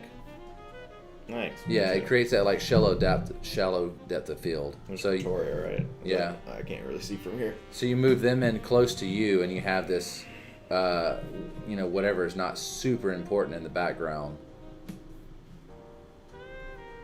Or it can be, if you've got lights in the background, they can create that unique bokeh. Yeah, that's all a bunch of expired film. So just experimenting with stuff that's like 20 years old. I mean, It works. Yeah. I mean, the one that I did that's 50 years, or that I'm getting ready to do that's 50, that's going to be a total shit show. It'll be something. It should be good though. I don't even know what to do. I'll have to look up online like how people have been exposing stuff like that or developing stuff like that. There's a man confident as hell. He don't give a fuck. It's gonna be me in 20 years. Yeah. Hell yeah, dude. That's like Colin and fucking Yeah. just completely body covered. Yeah.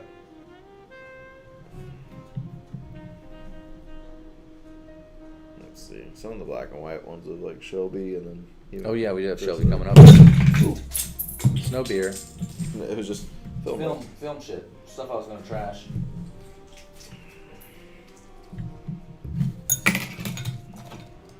Yeah, they had shallow depth of field in that one before. Yeah. I honestly like those for portraits. I like Oh, yeah. all the attention to be on the person. I don't want anything. Yeah, that in the one has it background to really be distracting. shallow too. What's that? That one's really shallow too. Yeah, with Shelby for sure. What You are don't want saying? the eyes to be broken glass. No broken glass. No. It was just film shit. Yeah, so I put a bunch of like the cut film and stuff in one of these glasses. And we're back. Yeah. All right. So yeah, I put a bunch of the like cut film and the spools and stuff in this just because it was trash and it's just some way for me to easily dump it all. And it kind of got bumped over. It happens. It'd be like that. You gotta get ready to head soon. Yeah. I gotta be here at 6:30. Shit. Well, that's another one that's good. Yeah, they can't see it, but yeah, I like that. And that's when I was talking about the nice boat in the background. Yeah. Depth of field. Yeah. But if you guys have any other questions, we'll be scanning stuff in, so I'm sure he'll show you guys what he scanned in. Yeah, I actually would like to learn that process as well. Yeah. Come over Um, tomorrow. Yeah, you'll have to message me when you're actually available. Yeah, as soon as I get done brewing, Awesome, I might really. go home, take a little nap, and then we'll scan and I can, send Says- those over to you. These are awesome, really digging the black and white. Just want to know how to get the depth.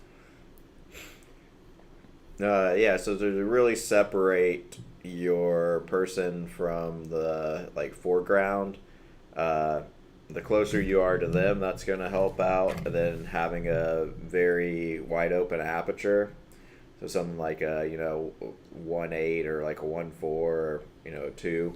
So when you look at the lens, so when you go to actually like built-in lenses, or not built-in lenses, but lenses you can remove. If you look here on the side, you'll see 1.8. Can they see that at all? Can you see it? Somewhat. Yeah. 1.8 so. is like wide open. That's this lens is wide open. And then, the more you move it to the right to 22, it gets really closed. You can't even see it on here. Oh, because it's the Canon. But yeah, so like 1.8 would kind of be in a good spot. You move really close to them, and when you go to 1.8, not on a sunny day, but on a not so sunny day, yeah, that would be really, really good. And that's what I like to do.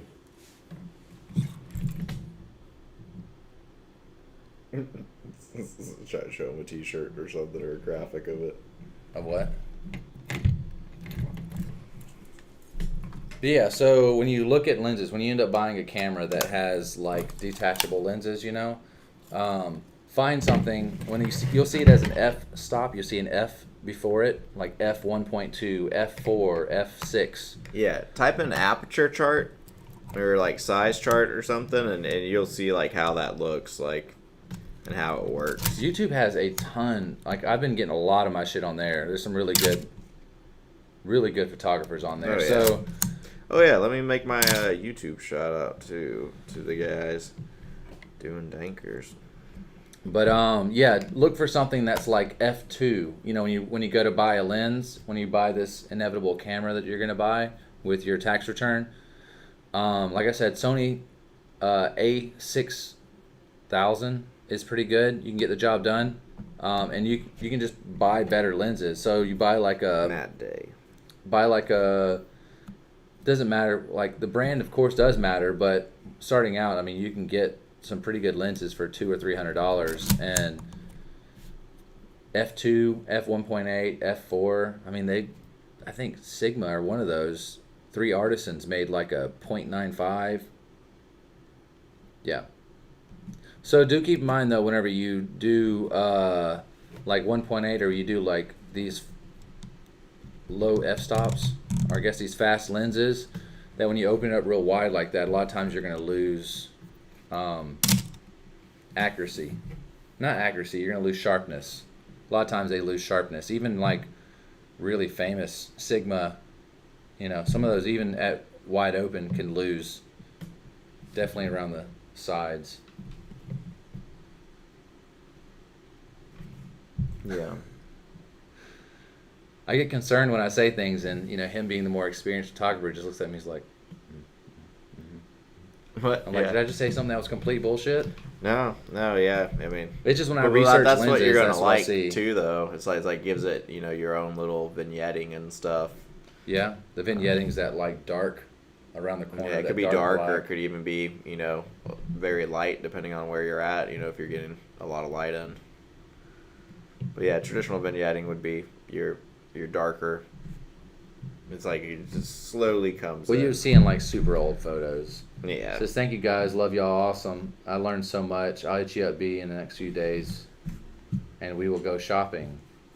We would go shopping. Go internet shopping. Hell You yeah. can find some pretty good stuff on like Facebook Marketplace. Just make sure they're like a reputable, like make sure they've sold a lot of stuff before and have good reviews, and Yeah. you'll probably be okay. He likes to buy from old ladies, so Yeah. Old grannies. so if you're wanting to steal from people, just make a fake profile with an old granny, and nobody will ever doubt it. You better have all your old granny photos on there though, and talking about your grandkids and posting dumb stuff. I honestly look at people's profile when I'm getting ready to buy something from them. Yeah. I look at their profile and see how legit they are. I'm like, how legit is this motherfucker? I'm still waiting on it's called a Polaroid Cool Cam. They made them yeah. back in the 80s, and they're just Yeah, yeah. colorful cameras. And I'm waiting on one from a guy, and I don't know if I'm ever going to get it. I mean, he seems nice, but Yeah. he did like confess a lot of things to me that he probably should have not confessed. Confess. Why do these Just- people talk to you like I this? don't know, man. He just confessed about being like a meth addict Oh, and shit. like Yeah. all the, recovering from all this stuff, and Yeah. seems like a pretty cool guy though. Either way, guys, Cool guy who might have took your money. and $35. Oh, I don't give yeah. a fuck about that. I mean, it's $100 and something camera It's probably online, annoying the but shit out of people right now. They're like, why is he doing that? I'm like, I don't know, guys. I'm fucking extremely tired. he is. Right now. Yeah, and he's got to be And back in the loopy. morning. I'm just doing funny things. Yeah, I'll be back Yeah. here in like 4 hours, so I'm gonna go take a nap. You got to be here 7. 6:30. Yeah. It's not like 4 hours, but we're getting ready to By call the it time a I go to night. sleep. True. We're Yeah, getting I ready to gotta call it a drive home. night. I might even live stream the whole like who knows? I might even live stream the scanning process. We'll see. I'll Yeah. bring the beer. We'll have a good night. Oh my God, me too. I automatically think, hell no, sketchy. Look to sell your copper. You sell copper. Yeah. Yeah. It look like he's still in copper. Yeah. Had a great night.